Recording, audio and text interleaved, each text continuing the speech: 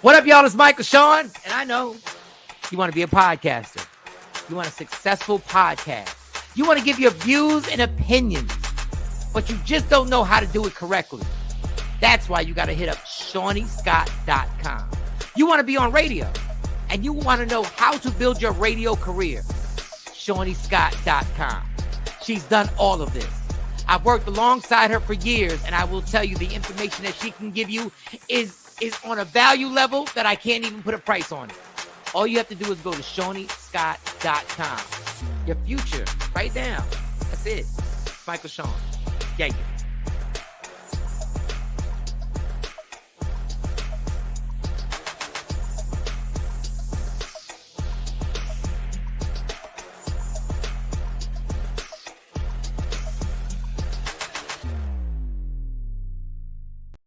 Michael Shawn and the Takeover legend, where the truth hurts, but also makes you laugh. Baby, tap in.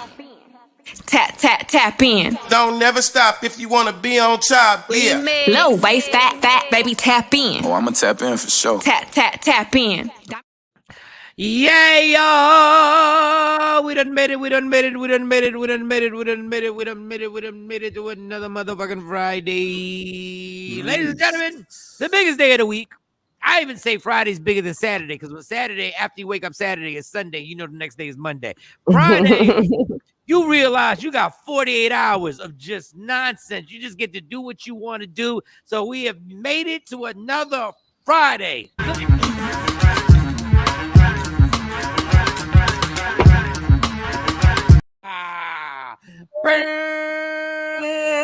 Good morning. Good morning, Jimmy Black. Good morning. Good morning, Shawnee Scott. Sexy Mo is still on the injured reserve.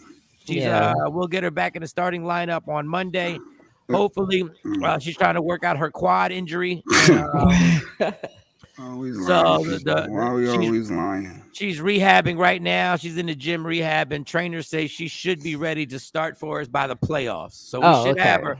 We should have her for the playoffs. So definitely for the playoffs, but we're hoping to have her for a few games before the playoffs. Sexy Mo is pregnant. Just say it. Stop my God. Stop. All right. Forget it. I'm sorry. All right, we'll have it back soon. Good morning, Kathy Black. Oh my God. Good morning, Tam.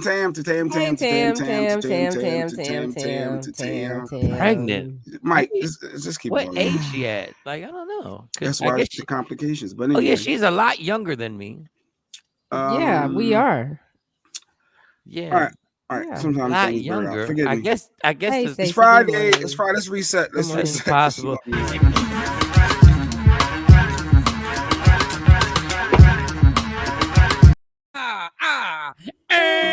Stacy. When I say I love you, it doesn't matter.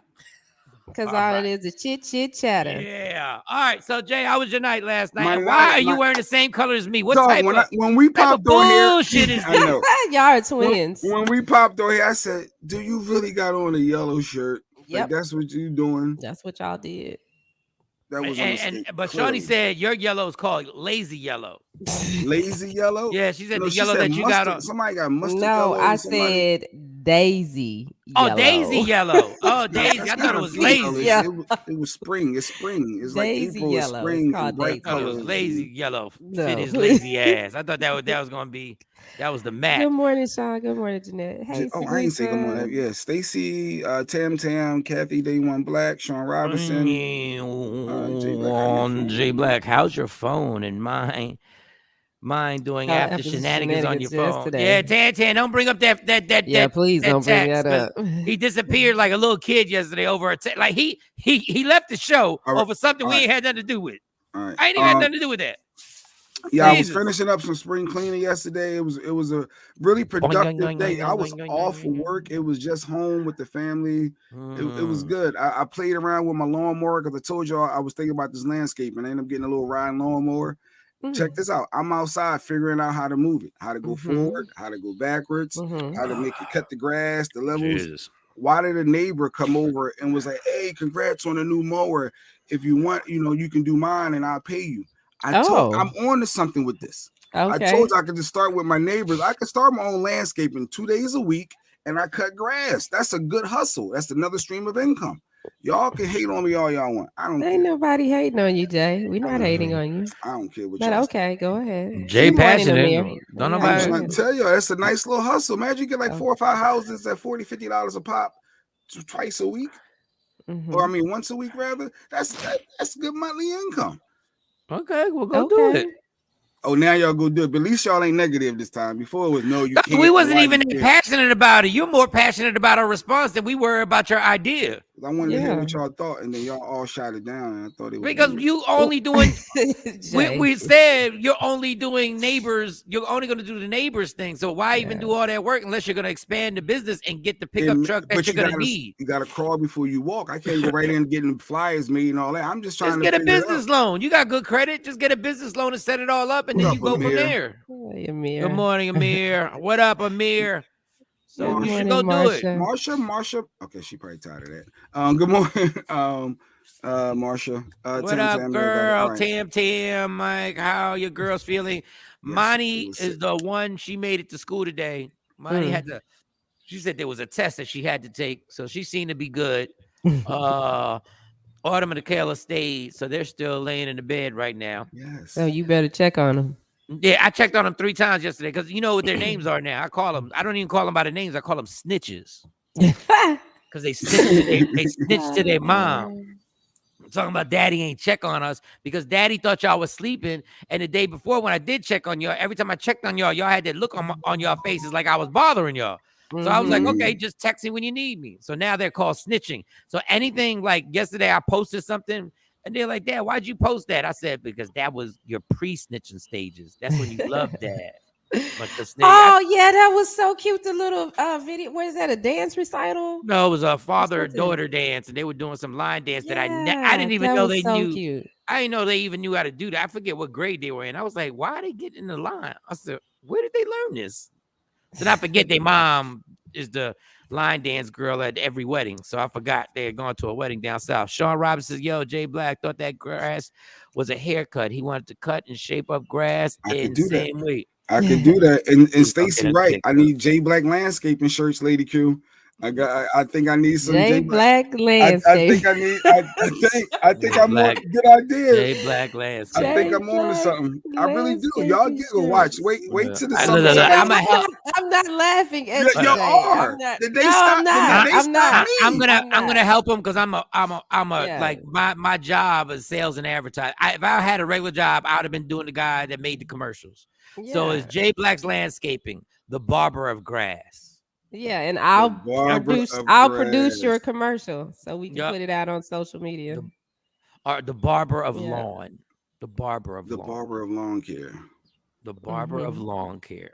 Yeah, nice. There you go. And then not only then when you walk in, you got your landscaping, but when you start cutting the grass, you put what the barbers put on. You know how the barbers put that thing on. They put the the whole thing, and you come in there like clippers. Yeah. There you go, Jay. I like this. All right. I appreciate the support. Now I feel barber better. of lawn care. Yes, it's that Black Good morning, Wall Street. Ashley. I love this. We building. Good morning. Building wealth. Yeah, we're building. Supporting each other. Yes, we always do. We try because if we don't, somebody takes it personal. Shawnee, how is your night, Shawnee? Oh, I had an amazing day yesterday. So I was cleaning up. Yeah, I was cleaning up. I found some old lottery tickets. Oh, and you won?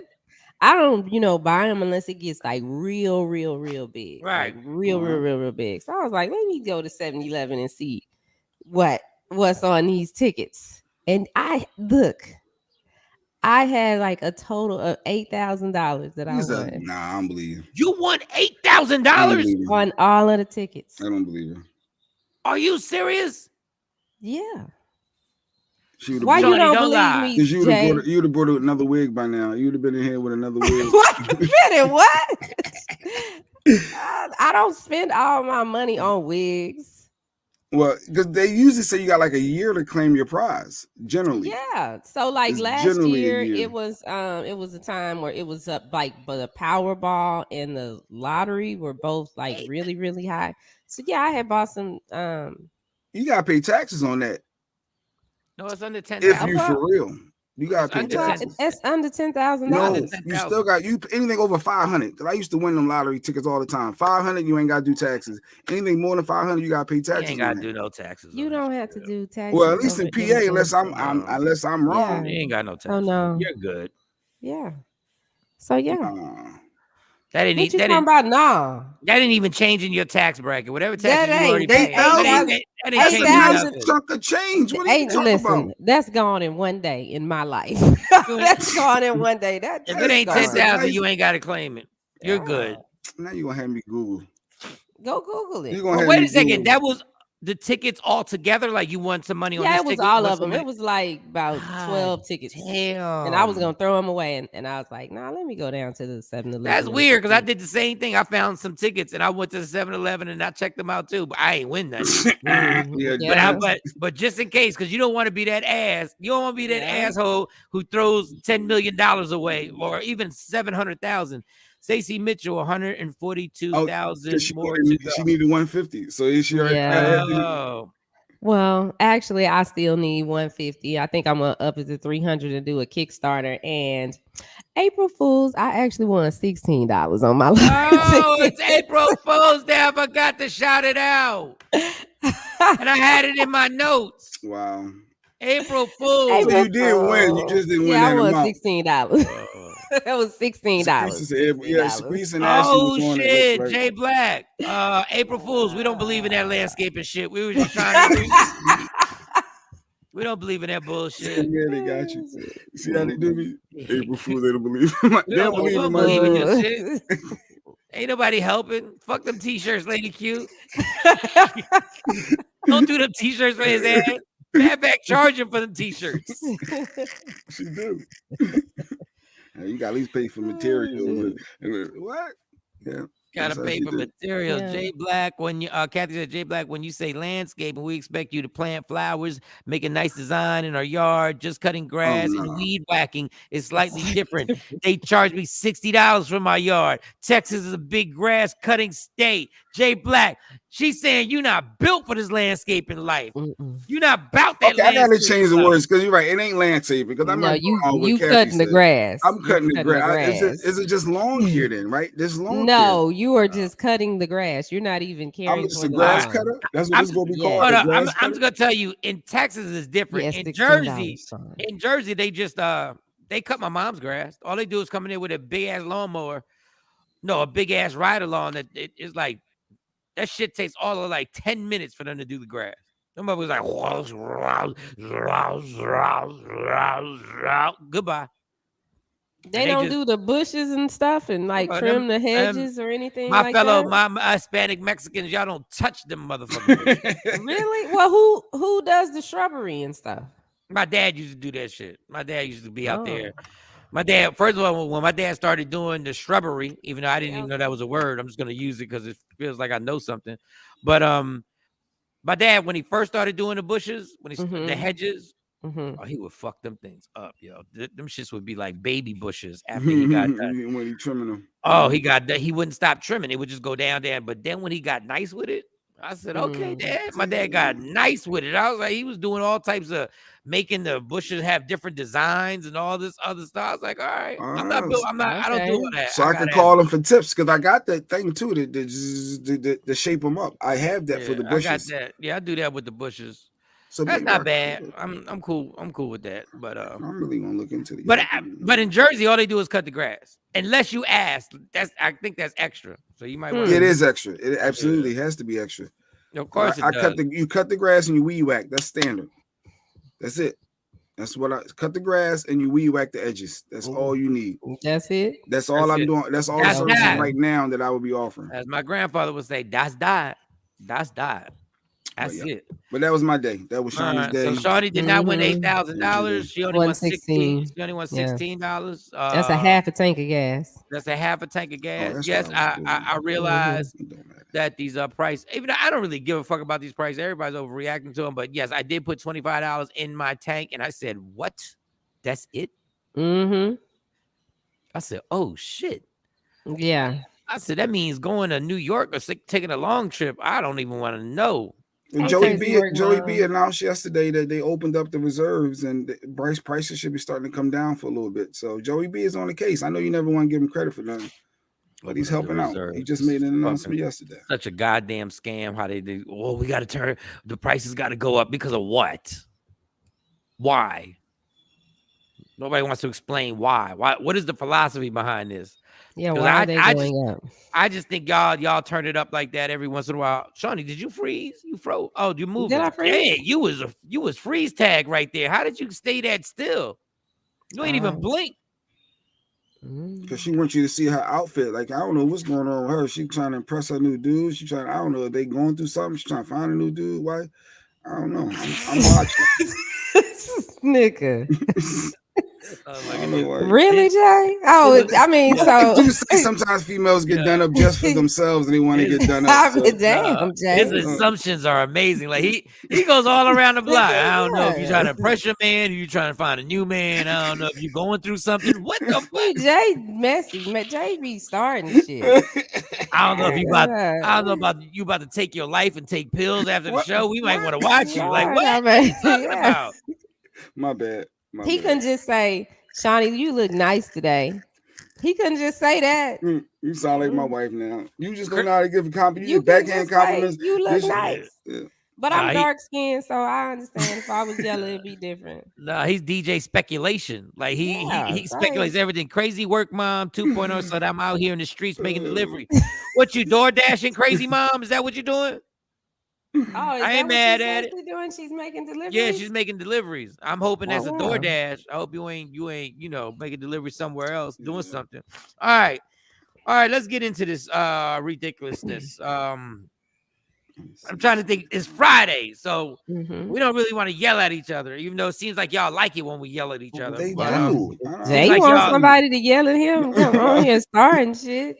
That's why I apologize. My wife told me I have a bad habit of blurting things out at times, and especially to you. So let me go ahead and apologize. I don't know if you're going through something. Did you apologize? Because I didn't hear Shawnee. I'm sorry. I just said I apologize. I didn't hear Shawnee. I didn't mean anything by that. I just observed that you were. I didn't hear Shawnee. I'm sorry. All right, my bad. My bad. Right. I don't know what you get dressed up for. I don't know if you're going through something or going to the gynecologist. But that's what women do, though. It's usually like those three things. Either they getting dressed up for their dude, they getting dressed up because they want attention, or they what was the third one? I said they for they dude, they going through something or they want attention. Like or maybe they're on a morning show and they have to look decent for the people. No, you're watching. No, you look different today. You look different to me. And that's why I was like, oh, wow, she's done up. All right, never mind. I don't know what you The more I talk, the more I feel like I'm just digging a hole. Oh, they all dressed up. I don't know. She got a yeast infection. What the fuck are you talking about? What is that got to do with her getting dressed up? It's a morning show, right?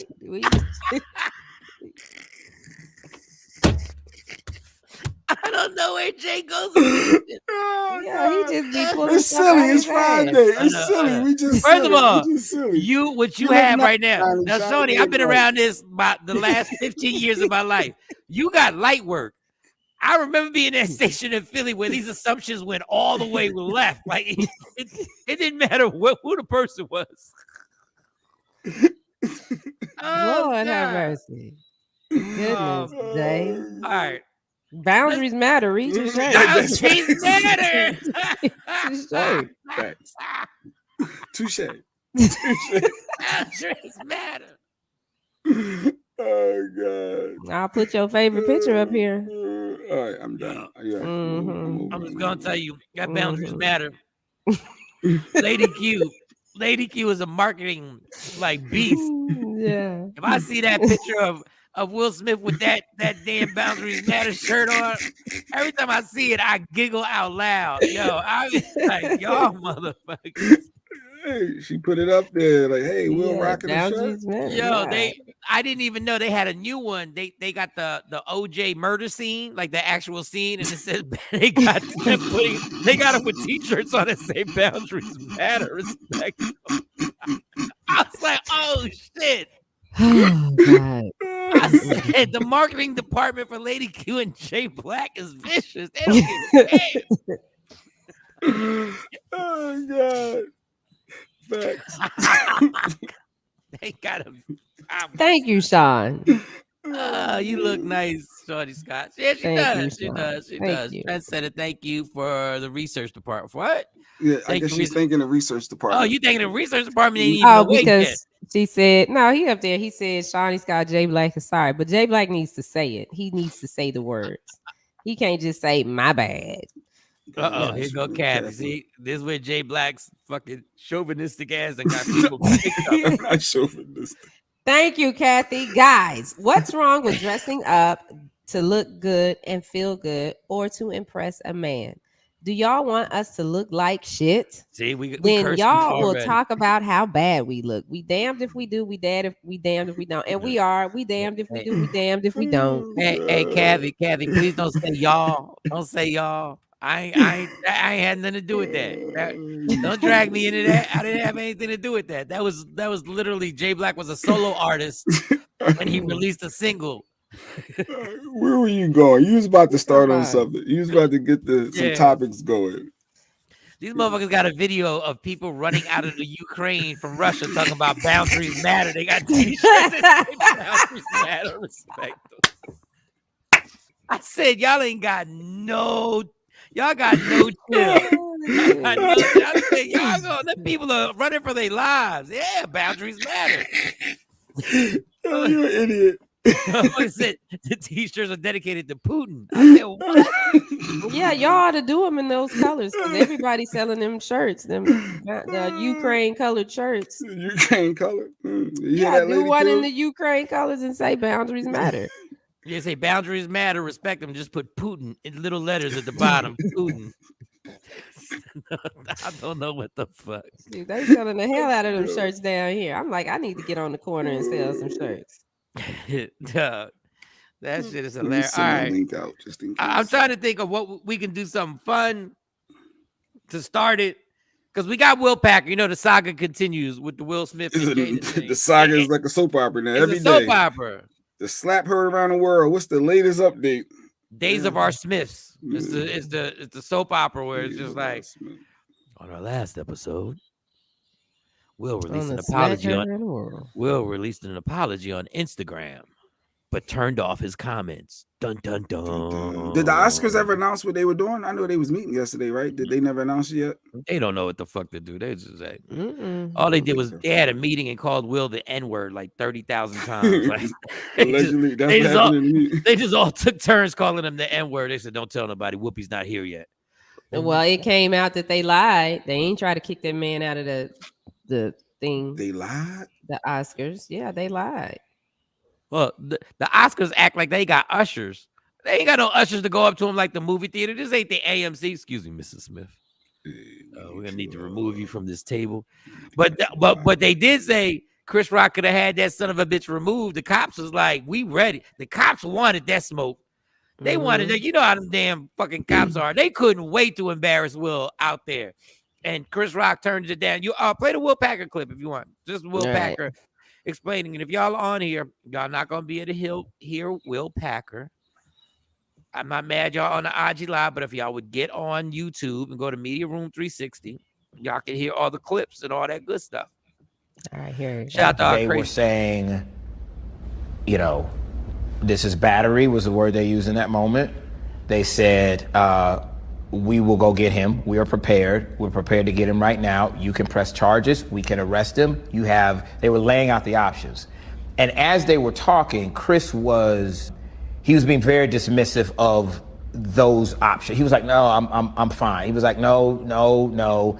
And even to the point where I said, Rock, let him finish. The LAPD officers finished laying out what his options were. And they said, you know, would you like us to take any action? And he said no. Packer telling ABC News he did not speak to Will Smith directly at all the night of the Oscars.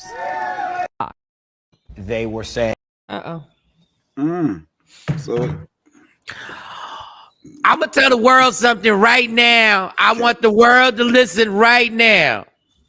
Y'all are so lucky that was Chris Rock and not Michael Shawn. Y'all are all so lucky that was Chris fucking Rock and not Michael Shawn. Are you to beat him up? That son of a bitch would have been locked up in front of everybody in the academy. They would have thrown them handcuffs on, and I would have enjoyed every minute. Bitch, you want to embarrass somebody in front of a billion people and embarrass me in front of my kids, and I get smacked in front of my kids? Oh, hell yeah. On everything I love. Anybody who really knows me knows the pettiness. I would have been like, I'm going to fuck your entire night up. I wouldn't let you snitch like that. Oh, first of all, Jay, who the fuck are you? You're not stopping me. Once the cop said it, I was like, yeah, arrest me. Let's think about this. Like, sir, arrest. You gotta be kidding. You don't call the cops. You call your people. No, I don't call my people. What type of hood menace to society, boys in the hood bullshit are you on? I'm doing it the white man way. I'm pressing charges and I'm giving him a civil lawsuit. And I'm suing him for $200 million. And I'm like, we pull you to the side. I'd have to pull you to the side and have to talk with you and be like, Mike, don't touch me. Get the fuck off me. Everybody get out the. I would have kicked y'all all out the dressing room. And we I would have told the cop. I would have told the cops. You done kicked us Can out you get them out the dressing room, please, police officers? No. You smack me in front of my family. You smack me in front of my kids. Got to see that shit. You think I give a fuck about Will Smith? That's why even more reason why you call your peoples and not the law. I'm not calling my people so I can get in trouble. I'm not getting in trouble over this. I want him to literally have to get up in front of the academy and have handcuffs put on his punk ass. I want him to never get the Oscar at all. I want Jada to have to accept it on his behalf. Accepting it on his behalf. Go ahead. Bring your ass up here and go accept this since you're the one who fucked the night all up. Oh, that would have been great. I want Will Smith in a holding cell with regular people. And then everybody like clowning you. Then the streets would be clowning you. You're a sucker. You're a nut-ass nigga, Mike. I've been called a nut-ass nigga for years. For years, especially in He's snitching. I don't give a where your squad at? Where your people? But why would you put that man in jail? And not only that, I would have gave him 30 minutes of nothing but funny shit on my tour talk. I would have told everybody why I called the cops, and it would have been hilarious.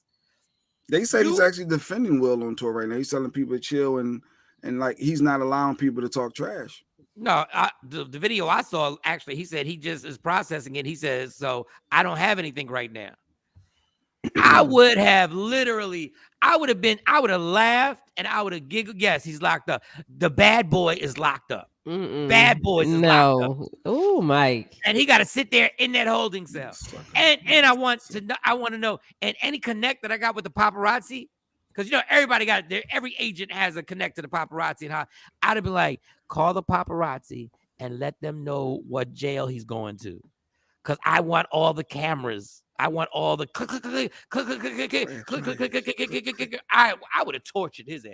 Fuck all that honorable shit. Fuck all that. Fuck all that. You broke them rules when you jumped on stage and smacked me. Oh no! And what rule did you break? You broke. I told a joke, just like every comedian for years in the Oscars has done. Every host in the Oscars has gone through the audience and lit up that audience. Every host. That's what I did. Research department. What was that? I think it was just same thing we already spoke about. I believe. Verified violence.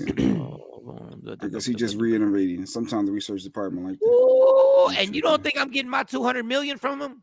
No, they're not a minimum 1,000, Shawn. No, they got tickets for $78.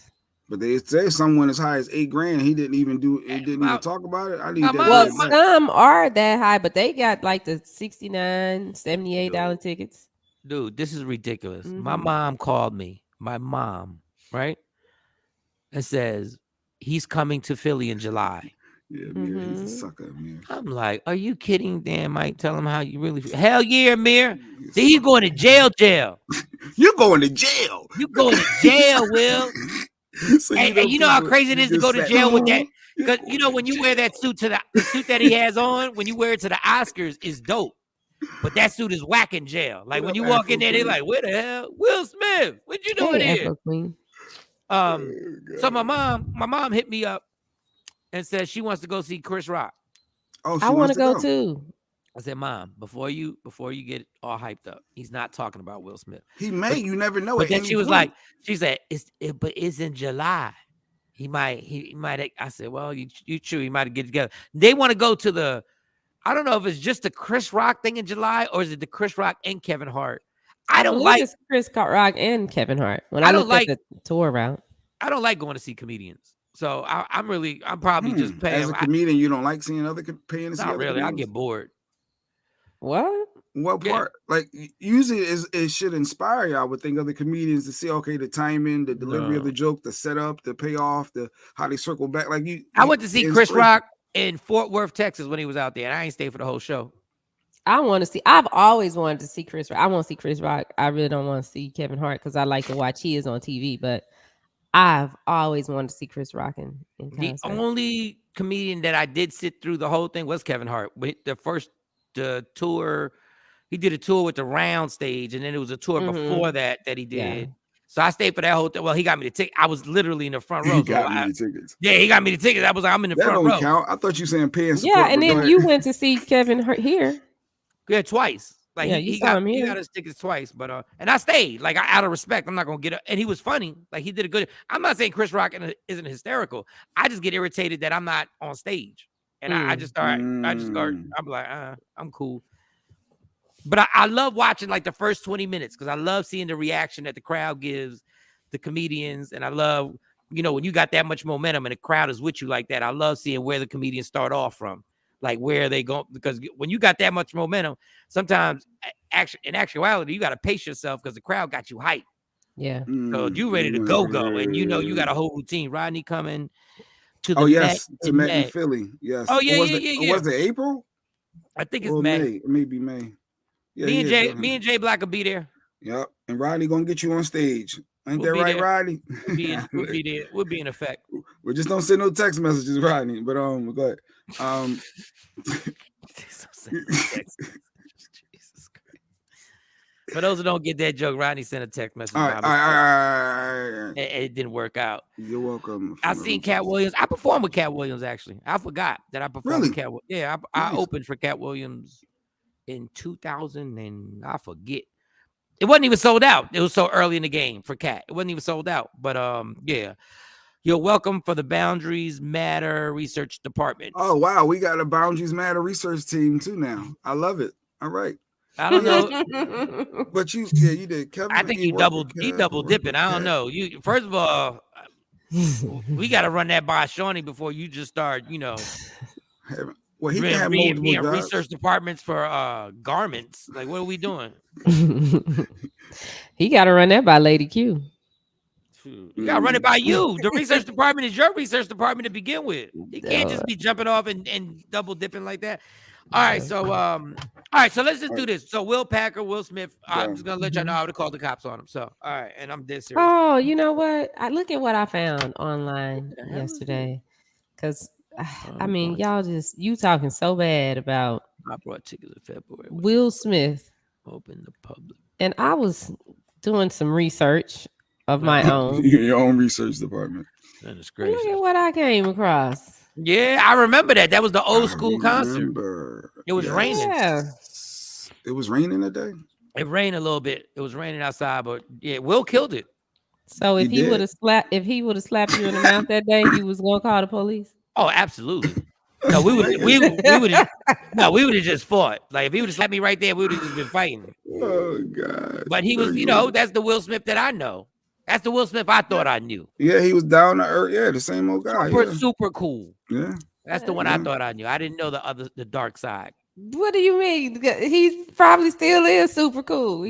I didn't know the dark side. I didn't know the dark side. Oh, that he was battling, his childhood and I didn't know. We didn't know. We didn't know that. He ain't the only one battling childhood traumas. He so ain't. We all got traumas. We all got childhood traumas. The whole thing. Quoted by Amir. But that was a nice night. That's the Will Smith I know. That's the only one I know. That smile, the dude that's cool. He was super cool. Mike Shawn, you're on TV. Your TV is not on today. Is not you on. You got today a previous episode playing. No, there's something going on. I've been trying to find us, and I don't know what's going on. Like I have been trying to find us. Now Shiny Scott got a research department, individual. All right, hey, he's a multifaceted individual. Everybody got research. He helping everybody. YouTube. Let me see if I get this because I've been trying to get our episode, but I can't find it. All right, hold on. Give me a minute. Yeah, Media Room 360 hit live. Oh man, that could be a tutorial for people that don't know how to find it on YouTube. I know. Search I should Media do that. Room You know what else I 360. did? I forgot to tell right y'all. there. But y'all know that I did this last night because you communicated with me. What? But I signed up on the fan base, the black social media platform, and I love it because it's like Instagram and what's the other one, Clubhouse, all mixed together. Because you can go in rooms. I went in a room yesterday. They were bashing black women so bad. I said, "Oh my god." I'm confused because I can't get back to my homepage. Like I can't get back to. Is somebody at my door? Yeah, I can't. Somebody at your door on the fan base. It was Amir checking in. That's who was at your door. Hey, Amir just knocked on the door. What's going on? I like that though. Somebody's at the door. I like somebody's at the door. I like that. That was perfect timing too. Yeah, go ahead. What's going on? How's everybody? Good morning, Amir. Triggers and traumas. What up, man? Everybody. That stuck with me. Triggers and traumas. Or was it traumas and triggers? I don't even remember which one. Traumas and triggers. It's traumas and triggers. Mike, first off, man, I love you with the wanting to send him to jail and all that. That is hilarious. I was sitting here, I'm getting ready for work, and all I could do was laugh. I'm like, yo, Mike goes so hard with the I'm not forget that. Taking it here, taking it there. I know. Going to jail. But you know what, Amir? I know how emotional I would have been, and nobody. I swear, I'm not doing this as a joke. Like, all I'm thinking is my whole family just saw me get smacked and you're going to jail because I need your whole family to see handcuffs get put on you at the Oscars. And the messed up thing is I know those cops wanted to embarrass Will so bad. Yeah. So they wanted it. You know what's so crazy? I mean, you showed that quick clip with, Will Packer speaking. I don't know. I try to watch everything. Is it just me or did it look like the dude who was doing the interview, because he was doing this, he looked like he don't believe none of that? Maybe it was just me because I was looking at the clip like, sir, that's the official sign of I really don't believe you, but I'm just gonna let you say whatever it is you have to say, at least in my eyes. I was looking at the clip like, okay. That's the same way I look at my kids every time they're telling me a story. I sit so you're just gonna keep lying, huh? But you understand what I'm saying? So you had that part of it. Then, again, I get everybody's, stance on the situation. As I've been, saying on the lives that people have allowed me to come into. Look, the three of y'all, just like myself, we've all had a moment where we had a meltdown. And to me, Will is no different. And I know everybody goes, but it was on this stage. And like you said, this happened and that happened. At the end of the day, I'm saying this. I think we should, and I know this is still going to be in the cycle for probably another week or so, but we should be really working on healing. Like just the same way as if, any of you guys were going through something, I would want people to start saying, let's move past what happened and let's try to, move towards making this person whole again. We could hold on to this forever and we could talk about it forever. And obviously it's going to go into folklore. So we're never going to forget about it because it is what it is.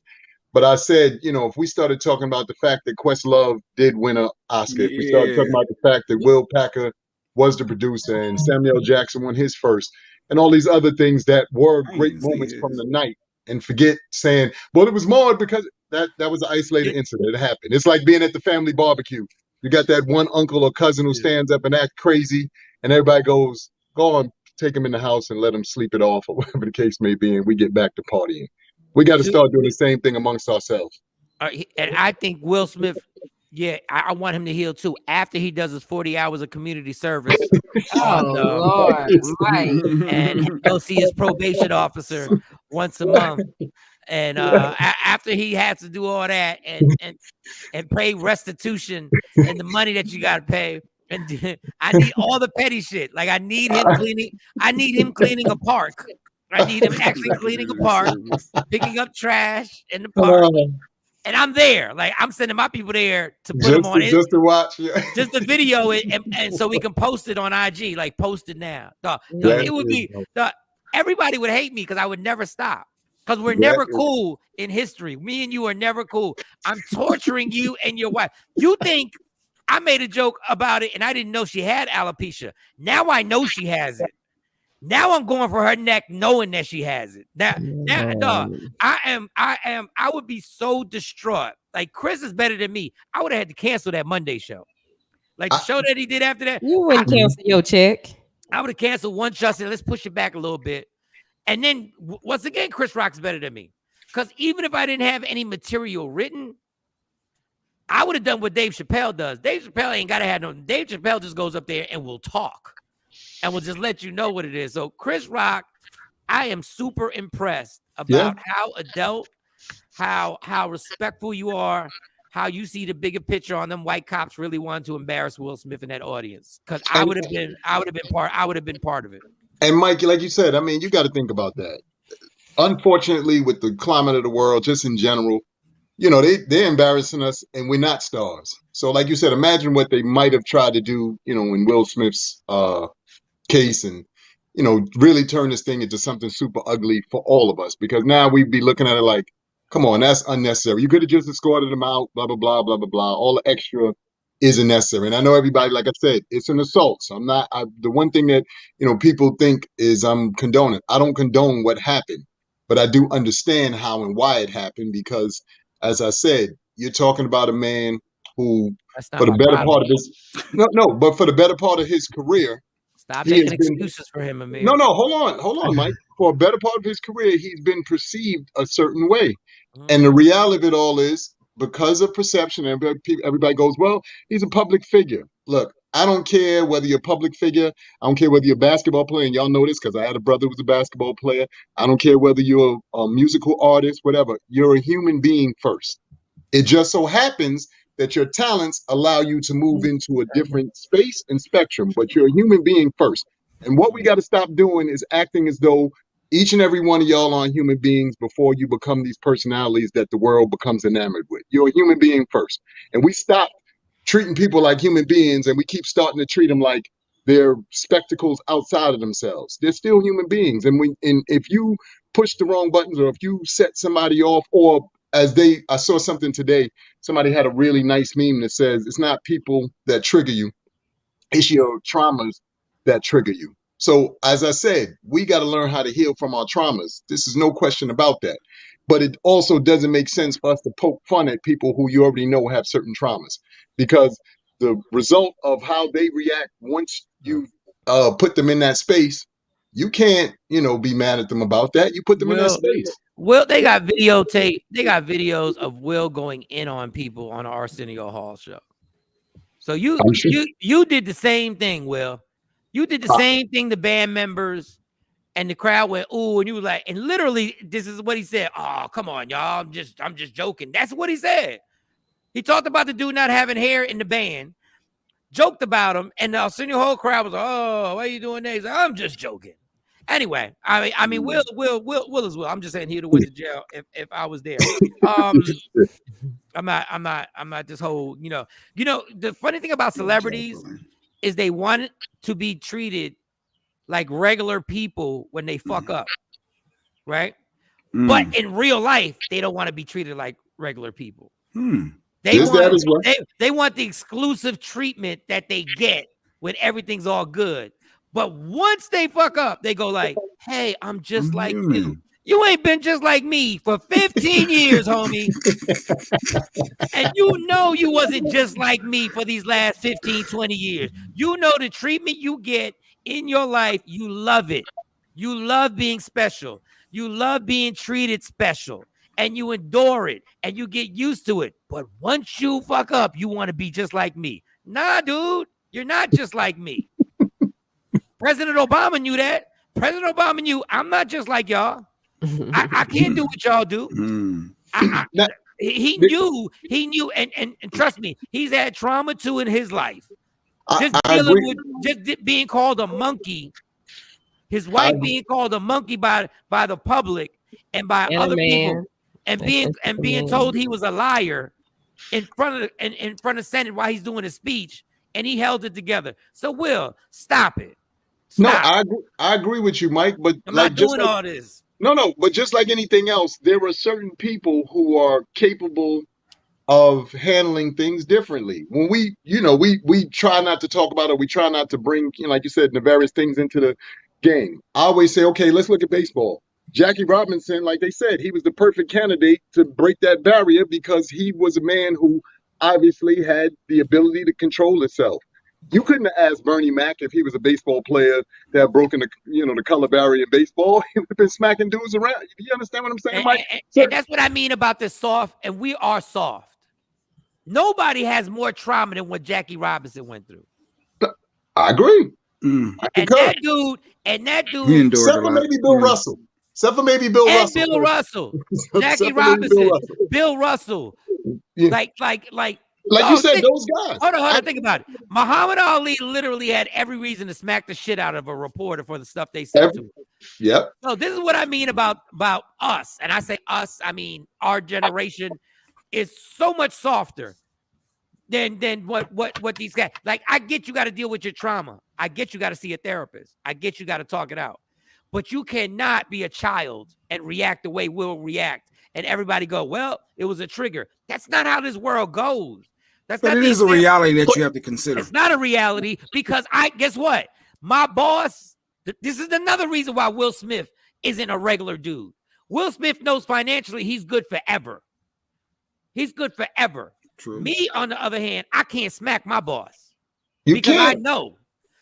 Because I know I know the consequences that are about to happen. So once again, Will did that. Will didn't black out, y'all. That was premeditated where Will said, yeah, I'm going to smack the shit out of Chris Rock. Number one, because he ain't going to do shit. And number two, I'm one of the kings of Hollywood. He took all his privilege. He took all his privilege and he used it on one night. He said, I'm going to use all my privilege tonight. Cashing out. I'm cashing out tonight because he can't do anything else from here on out. You know he doesn't cash out. Ain't nobody want to hear. Will can't even raise his voice ever again in public. I agree. And you might be, absolutely right. But I will say again, the problem that I'm having with any and all of this is also the ideology that we've lessened ourselves to with this whole what we did in front of others. As I've been stating on a lot of lives, look, y'all can't tell me that we embarrassed ourselves in front of them. You mean the same them who are starting wars? The same them who go into other countries and smack people around and tell them what to do? Y'all stop with that. Stop. Look, we got our own issues and our own, hold on, Mike. We got our own issues and our own things. Yeah, that we dealing with. But the reality of it all is you're talking about a group of people who have, for the most part, always had the ability to do whatever they want to do when they want to do it. The after parties that they have for the Oscars and for these various shows, you know how many of those people get drunk and carry on and are crazy and this and that and the third, and we just don't hear about it. So I'm not on some bandwagon where we're going to always kind of constantly beat up on each other because, like I said, we got to go through certain things as well, and it's not always handled in the best way possible. So I'll rock with that. But let's stop trying to over dramatize it when it comes to us, because like I said, our behaviors are learned behaviors from, unfortunately, the interesting things that happen in and around us. Now, are some of us handling it better? No question. To your point about smacking your boss, you can smack your boss. Look, I point this out to people every day, and I work in corporate America. Mike, everybody who's got them letters after the name, VP, PR, Prez, this, that, the third. You only the president inside of this building. If we go stand on a train platform, don't nobody know that that's Mike Shawn, executive vice president or executive director. Nobody knows that. So you can get your ass whipped on that platform. No, on the platform you can, but when we're in the environment where we know what them letters are, I will say this. If Will Smith with the Fresh Prince of Bel-Air and just had a hit TV show, he wasn't running up on that stage. I might agree with that. I mean, again, like I said, because he knew his place. But there was something else I wanted to say real. Oh, I forgot now. Damn, you were saying something. The one thing I was, and this is the last thing I'm gonna say about this. I don't care about that whole thing about what we look like in front of white people.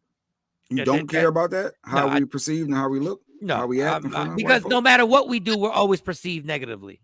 No matter what we do. Yes. Martin Luther King was perceived negatively. Like, what else do you want? Like the dude, like, what else do you want? We've done every time somebody tries to go above and beyond to prove, like, listen, we are intelligent. I'm talking about brown and black people. We are intelligent. We have a culture that is magnificent. We act respectful to everybody. Somehow or another, they still found a way to find a negative in it. But what I will say this about Will, and this might sound harsh. Will don't belong to us. Will's affiliation is with them higher ups in Hollywood. No question. I'll give you that. And that's why I kind of separate myself where I'm not. Listen, it wasn't that I was mad at Will. I was so disappointed and hurt that I had to catch myself. And Mike, you better check yourself. Like you're falling into the same thing that I'd say everybody else falls into, is this obsession with celebrity. That dude don't owe you nothing. His behavior doesn't affect you. Like that's on him. That's his personal decision. And I caught myself. I had to catch. I said, Mike, stop acting like taking this so personal. That's what he did. That's like Jay Black having to take it personal for my fuck ups. Those are my fuck ups. Those ain't his.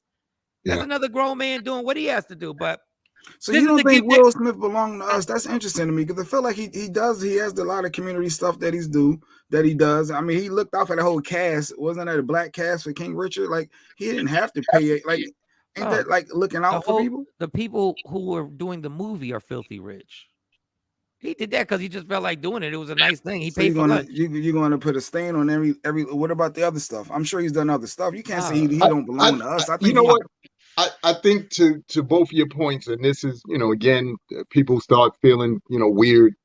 I think there are what they call gatekeepers for our community.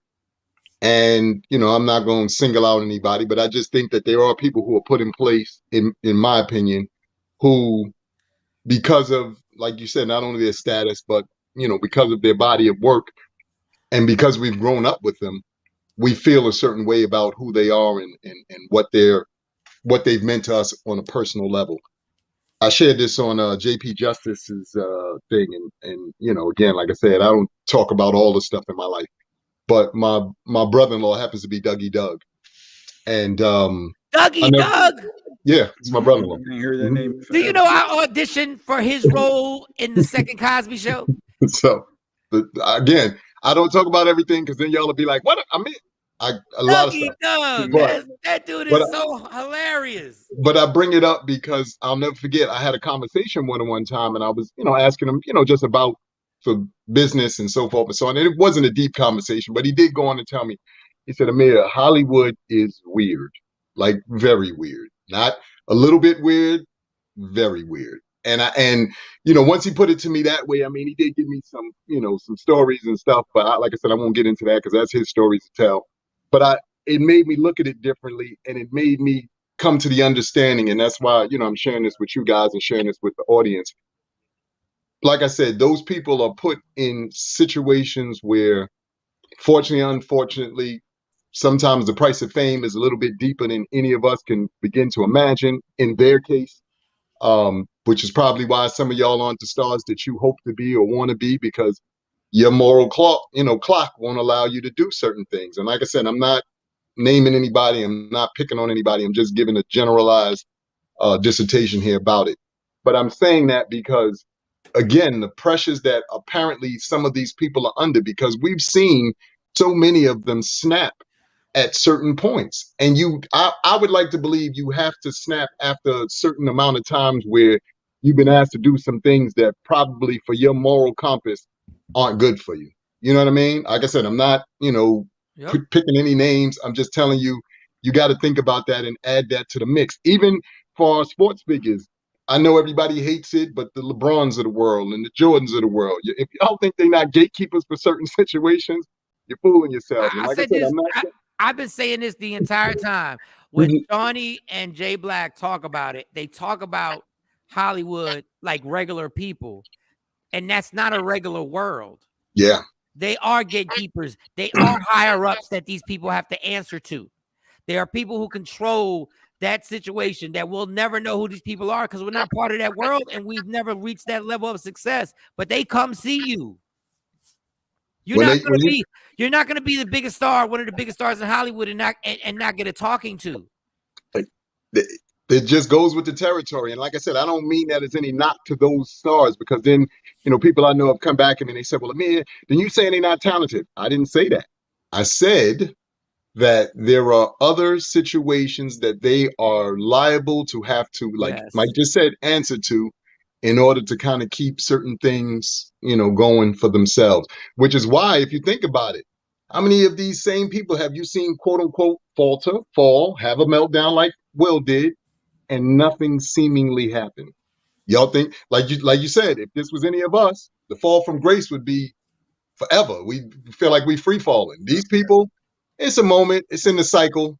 Then we look up, they back on top or back doing whatever they was doing. And I have a real problem, and I know everybody because they got defenders of Will that defend Will the way I defend LeBron. Now they're gonna have. They say their first time talking about it is gonna be on that fucking red table again. Stop. This is the same red table that started all this. But they have to pay it off. They have to talk about it. That's do what everybody else. The world wants them to talk about it. Do what everybody else does. Talk to Oprah. Don't talk to each other. Like y'all want to interview each other about this. But here's my thing. Don't even talk to. Look, these two guys or two gentlemen are large enough to just create their own situation. Look, don't get me wrong. Like Mike just said, Red Table Talk is his wife's platform. There's no two ways about it. We all know it. We've seen it grow over the last year. Will, start your own. The one thing that I said, and this is, something that I just feel, again, for us, because I said this again yesterday. Jay Black, you may or may not, feel this way. But we don't have, or we have very few things where guys sit down, hash things out, talk like men, share. Yes, we have the barbershop, and the barbershop is, incredible or whatever. But let's look. Yes, we have a few podcasts now that seemingly but we really aren't talking because, again, the powers that be control certain things. And I'm not mad about that. What I'm saying is, if we're going to have a real conversation, then let's have a real conversation. Hey, Will Smith, go on Mike Tyson's podcast. Okay, or something like that. Let Mike Tyson ask you questions. And mediate or whatever the case may be. But you ain't going to get Huffy there. Exactly. You ain't going to get Huffy. He's going to be able to tell you exactly what he thinks. So, but I think that's Mike what's Tyson missing. And I feel like he got a dope podcast.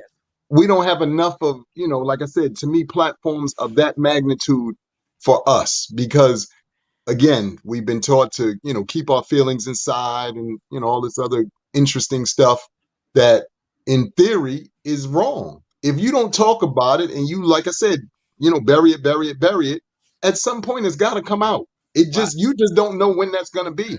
Yeah. You know what I mean? And thank you to Will Smith for giving us content for damn near a week. And it's not going nowhere because it's going to keep going. But thank you, Will. Thank you. I mean, at least it gave us content. We ain't had to research too much. But while you're here, Amir. Yes, sir. We got a story. Deshaun Jackson's girl cheated on him with Antonio Brown. And the full picture of the story is that she wound up owing Antonio Brown $5,000, which in the grand scheme of things, it really ain't that much money. Now, for me, you owe me $5,000. I need the $5,000 back. Like, I need that. Antonio Brown is now, he put her on blast. This picture that you see up there, that's her. In his bed. Boy, it's so Jason Kidd and Jimmy Jackson from the Mavericks when they was fighting over Tony Bryant, Tony Braxton, Tony Braxton. When they broke up a whole team. They broke up a whole team over Tony Braxton. Goodness God. But now Tony Parker of the San Antonio Spurs, it's pretty public knowledge that even Steven Jackson said, I would have beat Tony Parker's ass if he would have done what he did to some of our teammates, which basically was like hollering at their girls and shit like that, which is a dangerous game. Like, we in the same locker room. Yes. How often does this happen? When your brother was alive, rest in peace, Malik, and he was playing in the league, how often did he tell you stories like this? If you don't want to tell us, you ain't got to say no names. But how often does this happen in the locker room? What's so amazing is, unfortunately, it happens a lot more than, most people might think. One of the things that I had the opportunity to experience, my brother was in the league and he was a part of the NBA. And I say this now humbly because I think that then this, extends to all of the people in the entertainment industry. You and I, you're married or close to married. I know Jay Black is married. I'm the brother of a NBA player or a former NBA player. You're in and around some of the most beautiful, incredible women in the world. And I don't just mean like, your regular just beauties who are, from the various places around the country. I'm talking about even, stars and stuff like that. And it is almost weird to see how much we were taught back to around the way behaviors, for the lack of a better word. Meaning, you know what? Even though I'm over here partying this section with Amir, I'm looking at Mike, who's over in another section. And the moment I get an opportunity, maybe going to the bathroom or to the bar, I'm gonna go slide and holler at Mike and hope Amir doesn't see me. You know what I mean? And it's a lot of that kind of behavior, unfortunately, as far as the league is concerned, from both sides. The guys, figuring that they can get away with certain things. And then the ladies, you know what? I'm gonna make Amir jealous by going over there to holler at Mike. So then he'll pay more attention to me, possibly, or whatever the case may be.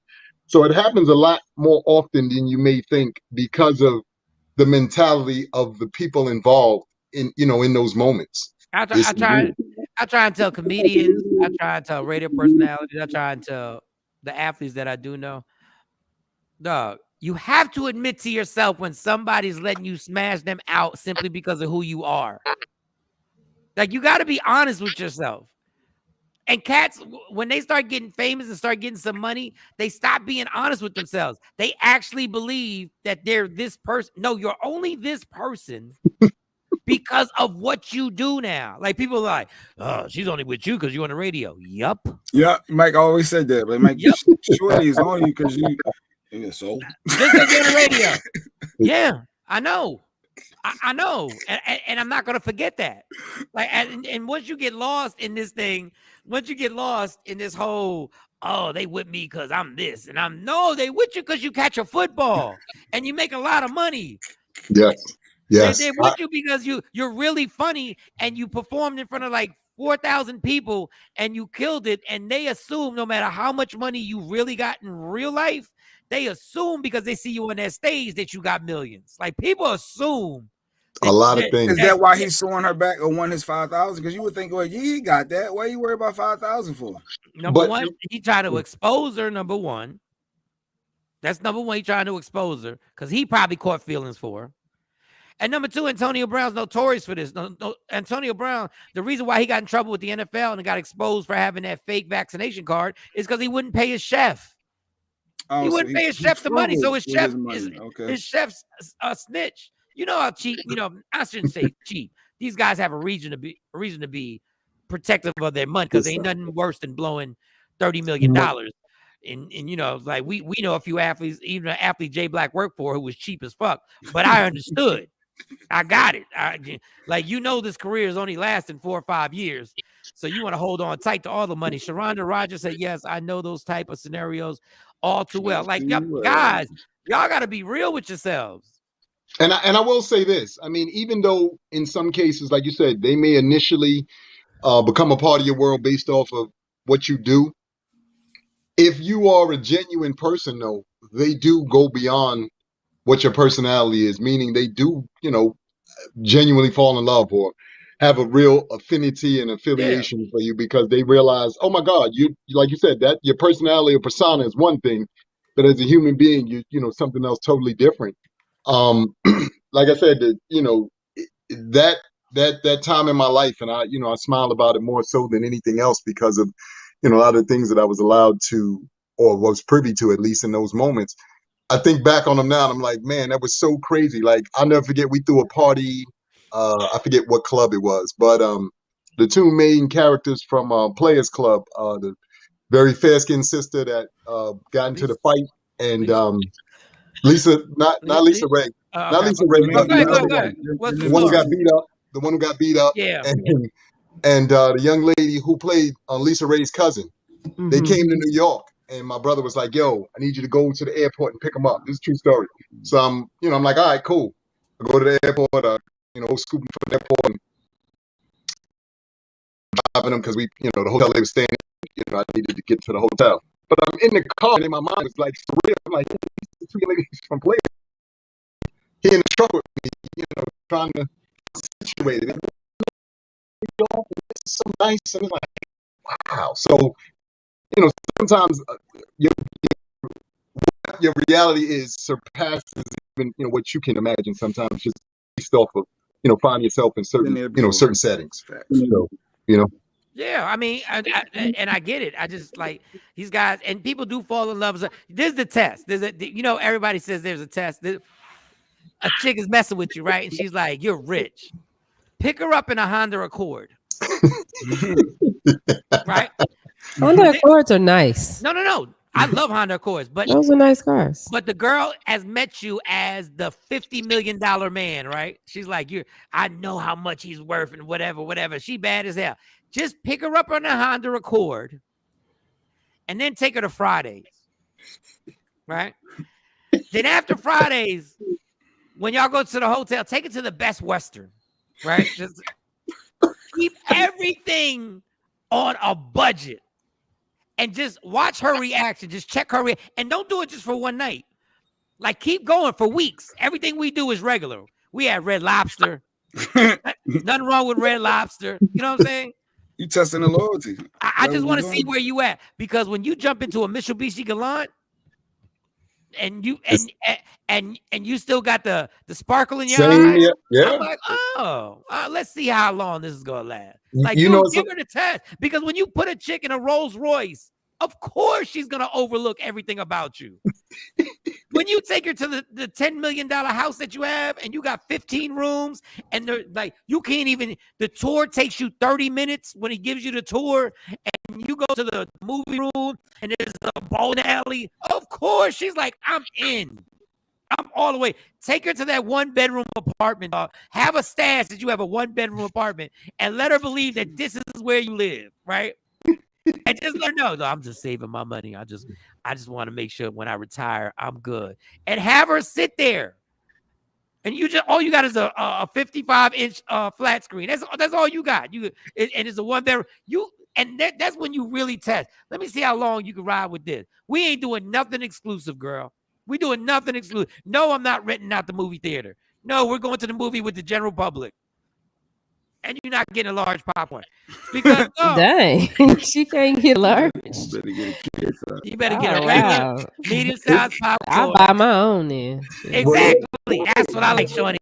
I'll buy my own then. If you buy your own, you're one step closer to me right now. I'm like, what? She just bought her own. But you know what's so funny? Like you're right, Mike. That is one of those like you said, tests or whatever. I'll never forget. This was again some years back. I was at a event and we were having this discussion, and it came up, like you said, a restaurant. And this is when the Olive Garden first kind of came out. And I brought up, going to the Olive Garden, and this girl let me have it. The Olive Garden. I was like, wait a minute. Why are you so upset about the Olive Garden? Those breadsticks? What are you talking about, bitch? So good. I said, look, are amazing. I said, look. Yeah. I need you. And I said, I'm trying to take you out. My budget says Olive Garden. Back to you. This is where my budget is at the moment. Now, granted, it's not, whatever, Ruth Chris and all this other stuff. I said, but Olive Garden is where my budget is.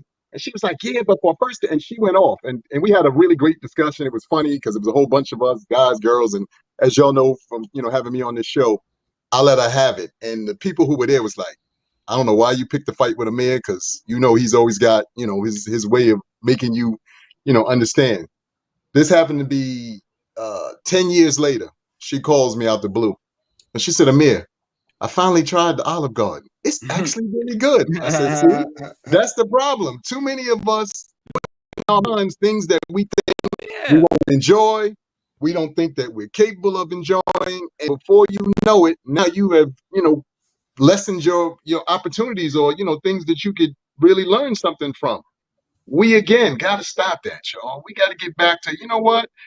If you try it once and you don't like it, at least you tried it. But not trying it at all, you possibly missed the opportunity to just have something that you never thought would be in your wheelhouse. You want to be. The fun thing about the fun thing about Red Lobster, I always smile about this because, I know I'm, again, a little older than most of y'all on this panel. But I remember when Red Lobster used to be the Ruth Chris of the world. Back in our day, you took it to Red Lobster. Yeah, there was levels to it. There was back in the day, the Red Lobster. Listen, man, and the bread at Red Lobster, the biscuits. Some biscuits. Yeah, them biscuits on point. If you want a long-term relationship with me, you have to been through some broke shit with me. Like you have to take part in broke shit. Me and Stacey we've done some broke shit together. We've gone into hotels and motels that we left because we're like, this is too much. Like, we can't do this, Mike. And I was like, yeah, you're right. This is I think they prostitutes down the hallway. I think we got to get on out of here.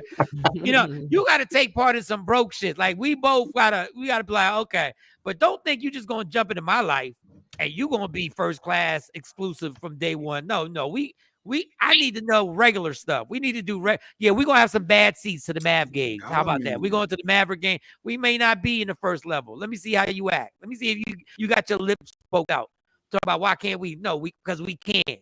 Because you ain't earned that yet. I need to take part in broke shit with you. You're not gonna take a chance and go get the dollar menu with somebody you're trying to impress, though. Like on the first date, I think I don't know. For me, a first date is like we can meet at Chick-fil-A. I'm not getting all dressed up, and I don't even know if I want to spend time with you. This is why I like Shawn. This is why I like Chick-fil-A. Shawnee keeping it a whole buck. First off, and then secondly, the reality of it all is, and I think that's the thing. We are talking about the date. The date is supposed to be us getting to know each other. Wherever the ambiance is neither here nor there. It's whether or not the conversation, the connection, and all the things that go along with that are, going to be good. Because if it's not, then what are we doing? Like, I need to know. Because, like you said, to upgrade or to go off rip to Mr. Childs. I might not even like you, and I got to sit there through that and then be like, just split the check, give me my part. Because this one I was something let's different. be clear, if I take you out and I'm doing first class everything, I plan to have a very personal relationship with your coochie lips. And that part right there. That's why I just and we doing everything first class. If I'm bringing out the whip and I'm bringing out the whole thing, and I done got dressed up and I'm taking you on to town and we doing nothing but what's that little ball in Dallas? The reunion tower. Yeah. I take you to the reunion tower. I need to have a personal relationship with those coochie lips. I'm not doing all this for a first date. But look, Tam y'all get the exactly y'all had last week for the first date. There's no way, Mike. No makeup, no wig, none of that. So you don't think Tam will call you? This nigga took me to a dollar menu. Y'all will be talking trash, so y'all can act like y'all don't care. Not on the first date. No, not if it's a meet and greet. It's a meet and greet. I don't even know if I like you. You don't know if you like me. It won't be a second date if somebody take that is not true. That is not true. I'm taking Tam. I'm taking Tam bowling. How about that? We going bowling and we going. You know what? Matter of fact, me and mountain bike. Our first meetup was at a hole in the wall in South Dallas. See. Our second one was at the bowling alley. See, and that makes sense. And it was $2 Tuesday at the bowling alley. Look, $2 shoot rental, $2 play. If I'm taking you out first class, when you put your seatbelt on, there's gonna be a condom connected to it. So you're gonna see the condom go by you as you put the seatbelt. What? Why is there a condom on my seatbelt? I'm like, bitch, do you see the car you in? I brought out the meet and greet of the coochie car out. You do simple stuff in the beginning, then you get to the other stuff later. After you're like, okay, I can deal with this person. Man, like I understand, man. Listen. I'm not like because I know it's all a facade. If we both dress to the T's and it's all a facade at this point. Right. We both fronting right now. Yeah, we can go get a frappuccino or what? Frappe from McDonald's. The mocha frappe. I always just do the number one with an orange drink because they brought the orange drink back. But yeah, man. Like y'all dudes be really believing that because y'all make a bunch of money that you now look like that money. You do look like that money, but you think you're not Brad Pitting it. You're not. Like and the dudes with money. Listen. The dudes that got some change, them the ones I really can't get along with because they think because they got some change that they can, that Treat they should be, you and they can treat you any kind of way, talk to you any kind of way, and it's like, nigga, I got my own money. Who the fuck you think I am? Nigga, what you got, I got. What? What are we doing here? I was gonna say, I really do think that, and there's a disconnect, to Shawnee's point in that regard as well. Again, having been around the NBA and, like I said, seen and witnessed certain things up close and personal. I just remember, even young ladies that I knew, oh man, I want to be kept. I was like, no, you don't. No, you don't. Please don't do that to yourself. Go on and get your life together. Go on and make your money and go on and set your life up, because they're getting kept. There's always a new model. I'm just telling y'all, look, those dudes, it's not that you're disposable. It is what it is. Since the beginning of time, if you, like I said, look time and look at the scope of the world. Cats who have money always have had, I don't want to say bad chicks, but beautiful women around them, young women around them, because you have, like Mike said, this persona, and people are like, oh, okay, well, you got bread, so I'm gonna be over here and that's obviously not everybody. There's a select group of people who move in that space and in that energy. But for those who do, it seems to be scary, because you just keep seeing it, recycled and recycled and recycled, and you're like, goodness gracious, like what's the deal here? Man, the dumbest shit I ever told Stacey was, I was like, Stacey, why are you working? You don't have to work. And she said, yes, I do. And now I think about it, I said, thank God. Because I'm like, what was I thinking? Like, she's supposed to just sit home and then do what? Because I mean, it's stuff to do at home. It's a lot of stuff to do at home, but you still got to have that stuff to do at home. But I was like, that's just another money drain now. Like, any money that comes in is added. I don't care how much money you make. Yes. All the resources. All the resources we pull together. And women need to be able to, if the situation changes, you need to be able to take care of yourself. It shouldn't be, oh, I'm about to get kicked out. I don't have nowhere to stay. I don't have nowhere. It's a joke to leave. You should be able to go get you somewhere to stay. If he put you out, you should be able to get you somewhere. If he take your car that he bought you, you should be able to get you a car that day, not 6 months from now. That day. So women, you should work. Maybe, good morning, Slow.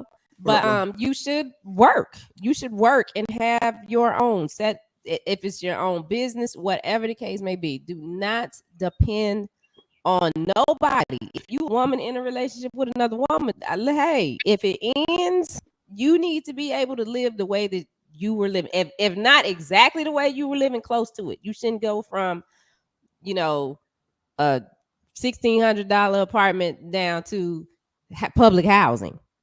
No, you should be able to put a deposit down, pay your deposit for your electricity, whatever that is. If they take the car, you should be able to go to the car lot and get you a car. No, it's facts. And I hate to agree with Shawnee, and this was not my intentions. The reason why I told Stacey you ain't got to work because she was complaining about her boss. And I was like, well, fuck that bitch and quit. Yeah. Right? Yeah. You ain't got to deal with that shit. But for women, there are guys out here who want you to stop working so they can have more control over you. And they know that they now have control over the whole situation. Yes. It may be, now there's a lot of guys who have great intentions. They're like, I know you hate your job and everything, but they are guys who want to sit your ass home because they know now they have all the leverage. Shawnee, don't be bringing up Danny Lay. Danny got her own, but go ahead. Yeah, she got her own money. I think she's doing better than the baby. No, I don't think about all that. Based on the stuff that she's done in the past. I mean, she's getting royalties off stuff that she did when she was 16, 17, 18 years old. She's been in the industry for a minute. She need that. She didn't just pop on the scene. She needed to act like it on that video. God damn, Danny Lay. That motherfucker said he called you his side bitch to your face. He said you was, God damn. And that's so disrespectful. I can't co-sign that. I'm not really a baby fan. That was so disrespectful. Right then, she should have got her baby and left. And I know it's hard and it hurts because she's probably, committed her heart to this and she thought that, oh, I'm gonna be different and this is gonna work out different. And now she done found out now he a nigga just like the rest of them. Yeah, you don't mean as much as you thought you meant to him. But I think that again, the tragedy in any and all of these situations, whether we talk about this newer generation or we talk about, the older generation, is first and foremost knowing your own worth. Secondly, stop allowing who and what you may or may not be connected to define you. It is only an extension of you. It is not who you are. It is not the bar set for anything. It's just an extension of you. We have to do a better job of understanding that part of the game, understanding that part of life. I know so many people who, spend so much time, well, I'm affiliated or, I'm connected to, and all that's great. But okay, now what? Well, how does that allow us to know you? What does that tell us about you? How do we connect to you? Because we've connected to that person or we've connected to that situation. We know what that's about. But what do we know about you? I'm gonna give everybody. I'm gonna give everybody relationship advice right now, y'all.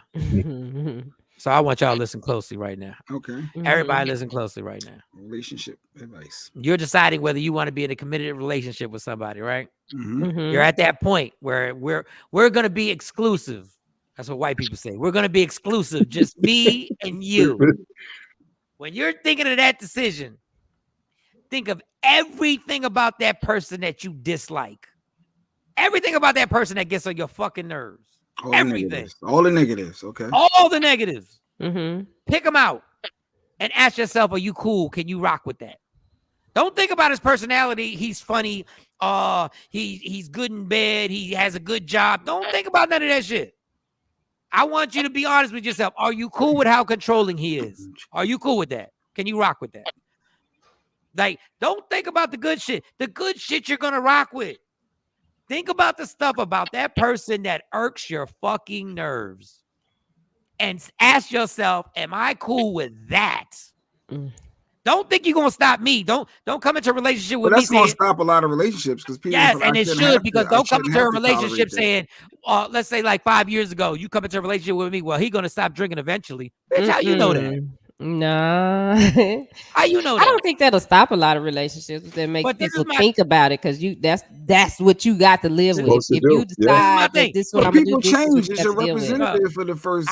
There goes the key word that I wanted to bring up next. People change. You can't change them. They will change on their timetable when they are good and ready to change. You can't change her from dressing a certain type of way and say when she's with me, she'll dress differently. No, she won't.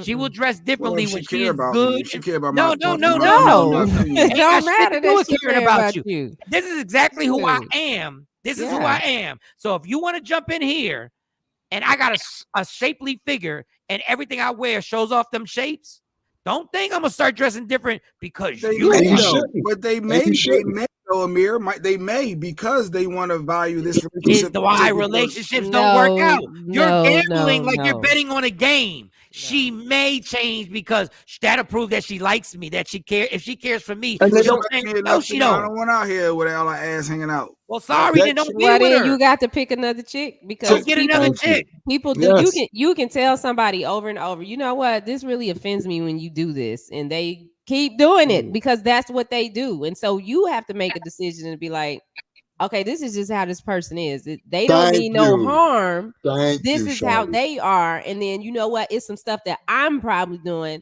that is annoying to them. That's just me. I don't mean no harm. We breaking up. This ain't going but that makes sense. There you go. That makes sense. But Shawnee hit the nail on the head. We have got to, in our minds, and this is something that so many of us do. There's I can change him or her. No, you can't. You could accept him or her, but you can't change them. Mm-hmm. They are who they are already coming in the door. And to Mike's point, if you don't take a good hard look at that and understand this is what your life is going to be like as we go forward, then you're fooling yourself. I get all of the representatives No, you could be a former cheater and meet the love of your life. You know what? I ain't out here smutting around no more. But that's a decision you made. That's not me saying, hey, you gonna have to stop cheating on me or this is not gonna work. That's two different things. All the guys out there, if you meet your girl, and when you meet her every weekend, she out with her girls and y'all met each other and y'all meet each other and y'all be like, and y'all see each other and then y'all like, why y'all just hollering at each other? It's like, yeah, we going on this trip. me and the girls are going on this trip to Vegas, and you're like, oh, cool, because you don't care because y'all not exclusive. Don't think just because you join her life that now she's gonna stop that relationship with those girls. Mm-hmm. She shouldn't. She's gonna keep rocking. Yeah. You know, we have a tendency, and I've seen this happen so often, especially, you know, in like I said, amongst us. You get a new boyfriend, a new girlfriend, and all of a sudden you stop rocking with your people. And your people notice. You don't call anymore. We don't hang out. Now, I'm not saying not to put in the time and put in the energy with a new relationship. That's not what I'm saying. But you need to be upfront and tell the person who is now in your life, you just came in on this chapter at this moment. There's a whole book going on here. You don't get to direct the book. But I don't want you running with these smuts no more. You done shared stories. I know now. I don't want you hanging with them. Single people. But Jay, Jay, those smuts have been there when they were snot nosed, facing the toilet bowl from throwing up, or a night out too tough, or whatever the case may be. There's always the one thing that we don't ever take into account is maybe sometimes some of those people are truly the people who were there for you and with you at some of your lowest moments, and I do mean that. So your affiliation to them, your love for them is different because these are people, like I said, who have gone through some dark times that you don't even talk about, but they know, you and that person know. We get mad about that because we're like, well, I'm supposed to be that person. You weren't there. That wasn't a moment in your life. That you weren't on the spectrum, even when I was going through those moments. Well, but we don't acknowledge that. But if they're a real friend, then they're gonna respect the relationship. Yes. That's what I was gonna say. On the flip side, the chicks I hate is when the girl says, I just don't feel like going and hanging out with y'all. I really want to chill with him. Like, we can still talk on the phone, but I don't really feel like going to there's no point for me to go out there. The reason why we was out there, I found what I wanted to find. Right. So I'm here. So I'm real friends would be like, well, go do your thing. Right. Bro. Like you in your zone. But my thing is, in the beginning, like, guys really think they can get somebody to stop doing shit, and all you're doing is causing ruckus in the relationship if they don't want to, because then they're gonna say, well, this is what I was doing when you met me. Yeah, I agree. And the other way too, because guys have friends, female friends and stuff, and females have male friends.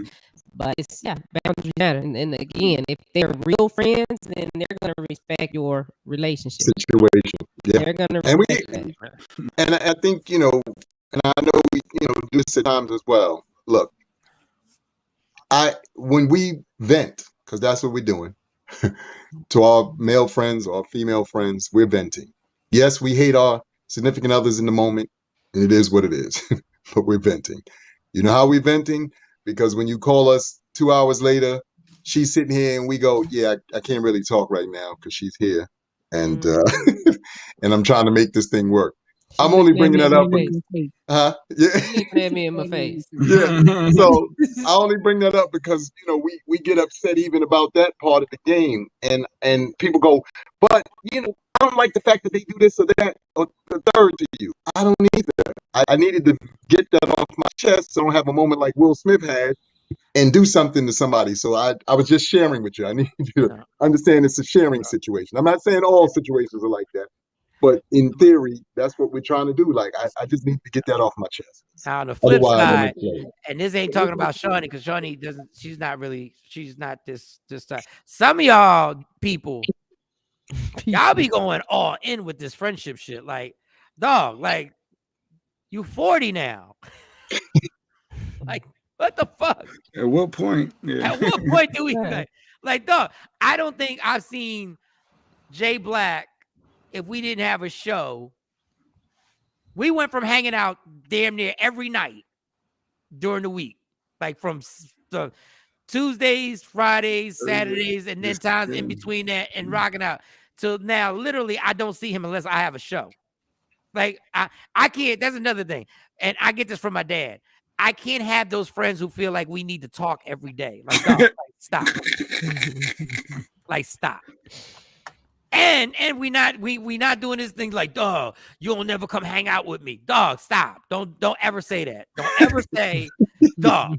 Flag. For real, like, you can't. Like, you don't never just hang out with a dog. No, I don't, because I'm grown as fuck. Like, for real. Like, I'm really cool with being by myself and chilling. Like, this is not an obligation. Being your friend is not being my friend or being your friend is not an obligation. We do everything we do is because we feel like doing it. Yeah. Like, we feel like being a part of the situation.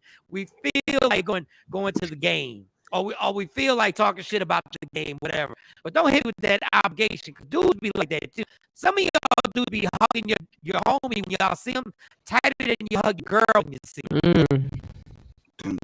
Some of y'all be pounding up and y'all be hugging each other like it is I'll be like, dog, look, call me whatever you want to call me. I'm just not doing that. Yeah, and that's true. That's facts, because that trips me out. When I see that, I'm like, dudes be hugging each other and stay in a hug and start talking. Yeah. They stay in the hug. Who stays in the hug? We can't have any. You can't have any moment we bond people. What's going on, y'all? Like, you got people who transcend, like I said, all the stuff that you don't normally have with people. Mike, you don't have any friends that you almost, even though I don't know, if you have brothers and sisters, but like a partner of yours who really has been with you through thick and thin. I mean, I got boys of mine that they know all of the bad relationships and crazy shit that I've been through. So when I see them, I'm like, dog, it's different, because they were there to walk me off of ledges. They were there to keep me out of jail and do certain things. So it's a different bond than I have with people who newly come into my life or whatever the case may be. That's I look at it that way. I'm not not. But every time you see them, if you see people 3-4 times a week, every time you see them, you hug them and holding on to them and whispering in their ear. I can see if y'all ain't seen each other in like a couple of weeks. No. To be honest with you, Shawn, you're absolutely right. I don't have anybody who I keep that up. So I agree with you. Yeah, that's what we're talking about. It's that, seeing somebody that often. But, my boys because even me, I'm like, Mike, I speak to my people when I speak to them. People get at me. Man, like, look, man, I got a million things going on in my head at all moments. So I'm trying to, separate some of these things and get stuff off my plate so then I can give you my full attention or, try to be as helpful as I can to and for you. That's just the way it works out for me, Dude, Jay done walked me off of ledges, carried me out of bars, stood with me when shit was about to get hectic after clubs, and then he went off to Florida and he disappeared in Florida for like, I don't know, for months. I ain't seen a dude for a minute. He might have been out there for more than a year. I don't know. He was out there for a while.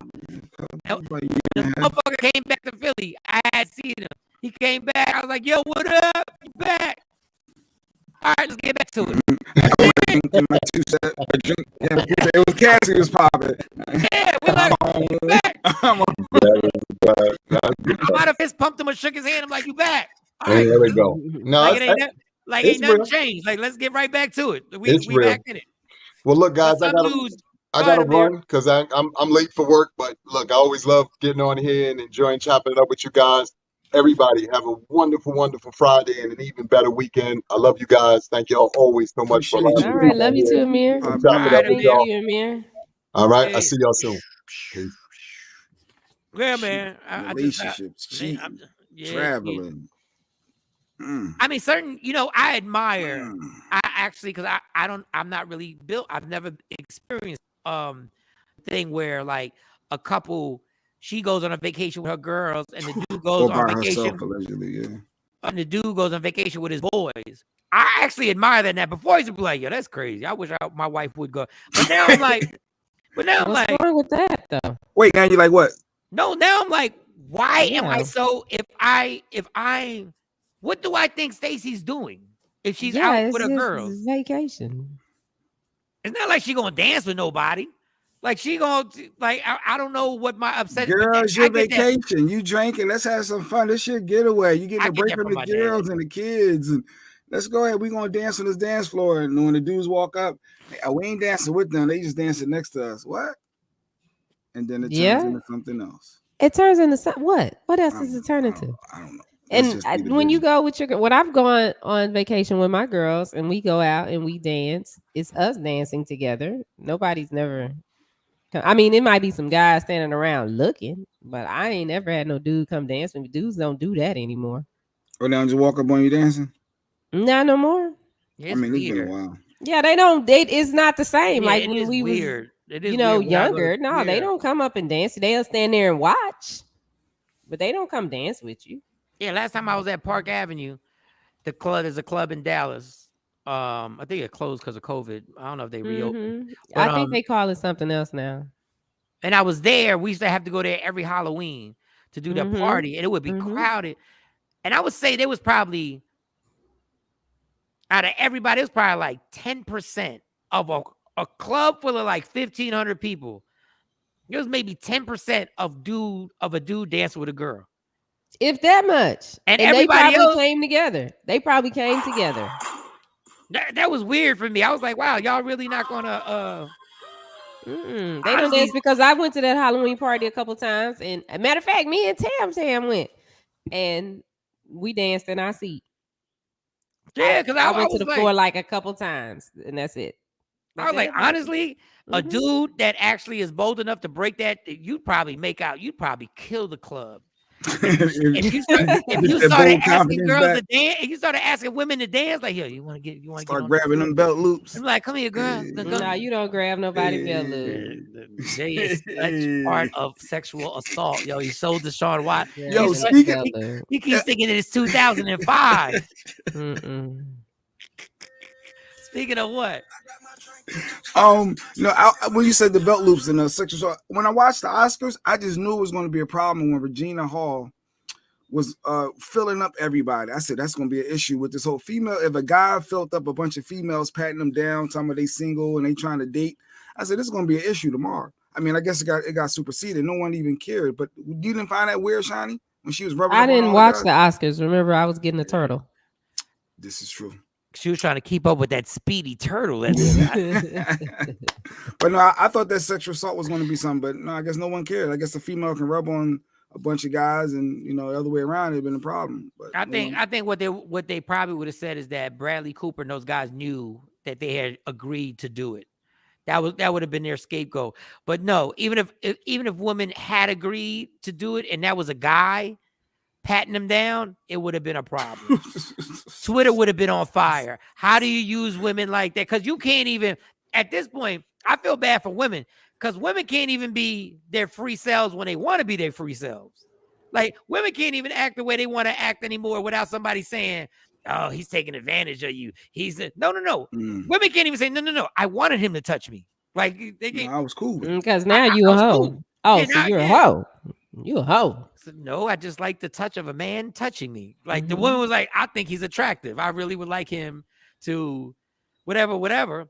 Yeah, the world is a different place now. Y'all got that. It's different for women. It's really different. It's okay for y'all. That was a conversation in that fan base yesterday.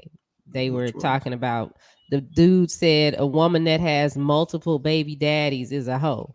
And I'm like, what? That's tough. You might just say that's tough. He's like, yeah, he said. But when you say multiple, how many? Because like relationships happen, you break up, and you may get another. It's like two is like average, I guess. Could 2 be average? I don't know. I mean, I know people that have 3, 4 different baby daddies. So shouldn't it be the same way for guys? Like if you got multiple baby moms, then you're a hoe too.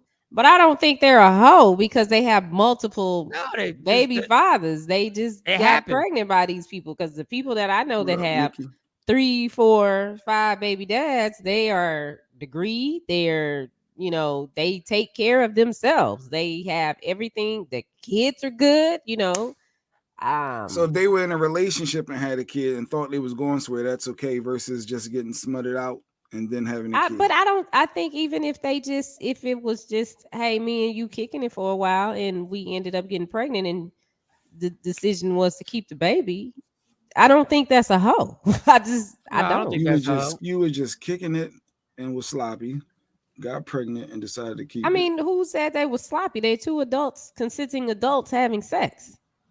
But the goal wasn't to get pregnant. That was a mistake. But it happens. So they decided to keep the baby. That doesn't make them a hoe. I mean, it's like saying, well, a woman is a hoe if she sleeps with more than 3 people in her lifetime. I mean, would say she might sleep with a couple people. They might not use protection. That's their business. That's their conversation. But and if then the end goal is not to get pregnant, you just smutting around, having fun, as some people will call it. You can't get pregnant when you just having fun. You got to be.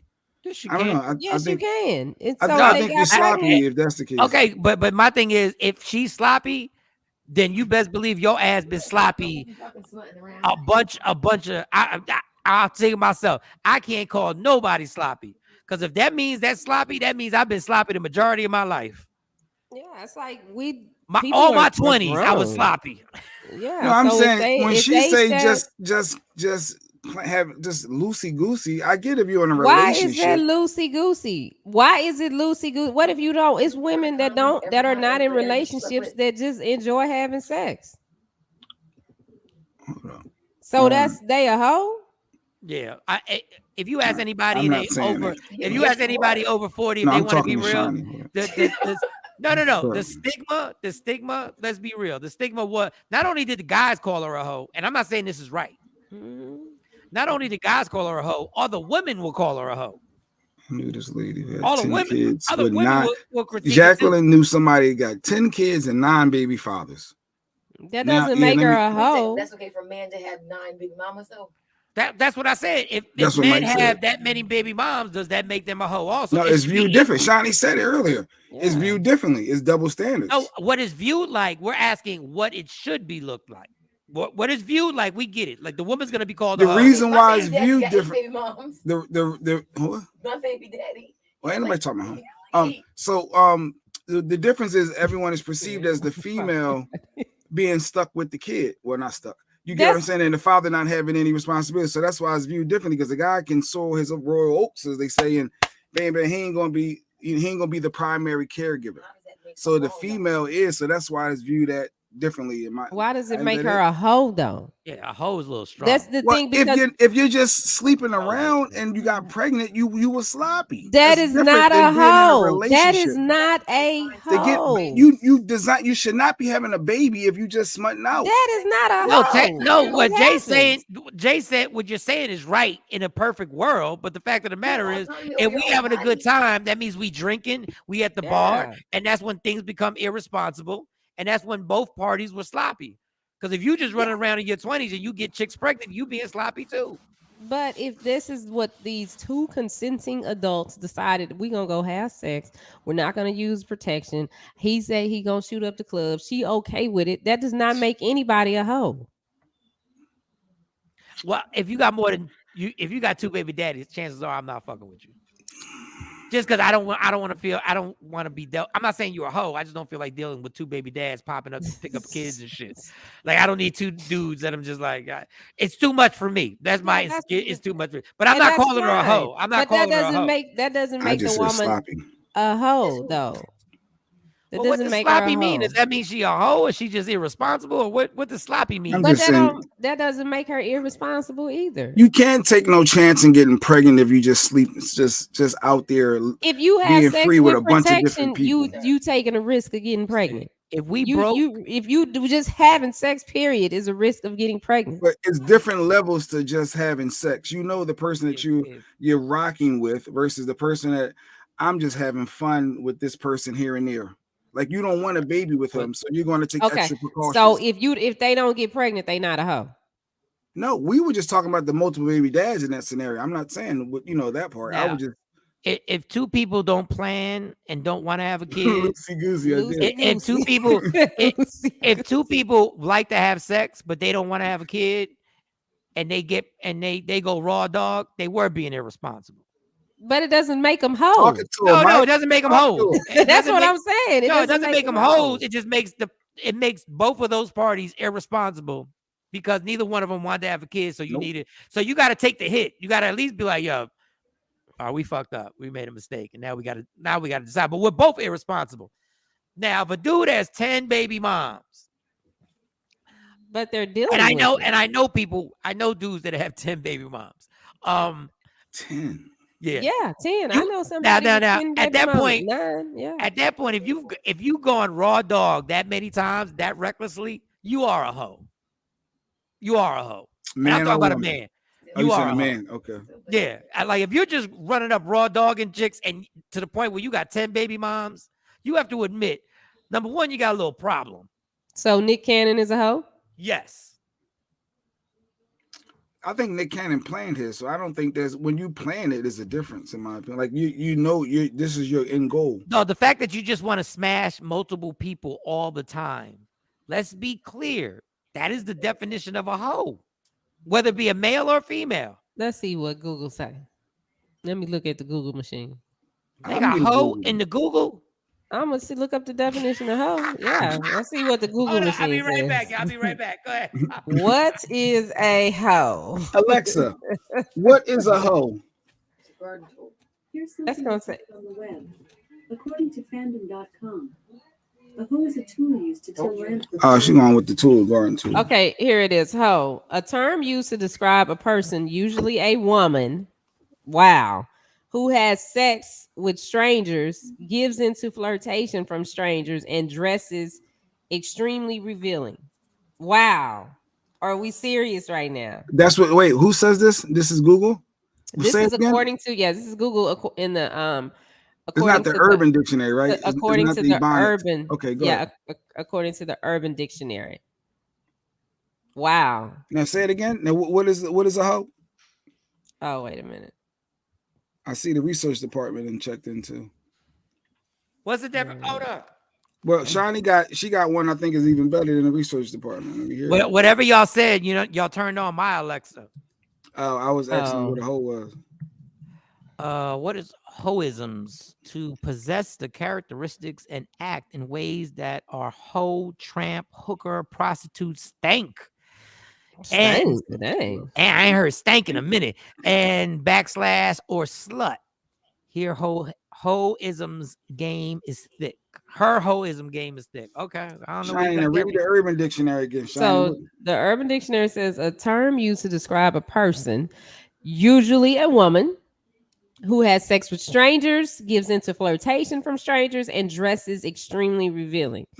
And then the online slang dictionary says hoe is a general insult usually applied to females, such as a hoe, a promiscuous female. Wow. It's a tricky thing, boy. Makes it's sense. a tricky thing. So, I feel bad for women because there are women that are undercover hoes, but they keep it so they keep it so locked away that nobody knows. Nobody knows what goes on behind closed doors. Then there's some women who just don't know how to keep that shit like private. Some of it's just so public that I be feeling bad for them. I'm like, girl, if you would just keep this on the low, you'd be good. But your shit is in the streets. Trend research department. Hoe, a girl who goes after every guy, says slutty things, doesn't care about anyone but herself and boys, and wears clothes to try and make her look like she has a butt. What the hell? Did you make that up yourself? Well, damn. I guess I'm a hoe. I wear clothes that make me look like I have a butt. And she walked in. Alexa, what is a hoe? That's what she walked in. I just came back in the house from the car. I walked in. Y'all saying, Alexa, what is a hoe? What is the smut? What is a hoe?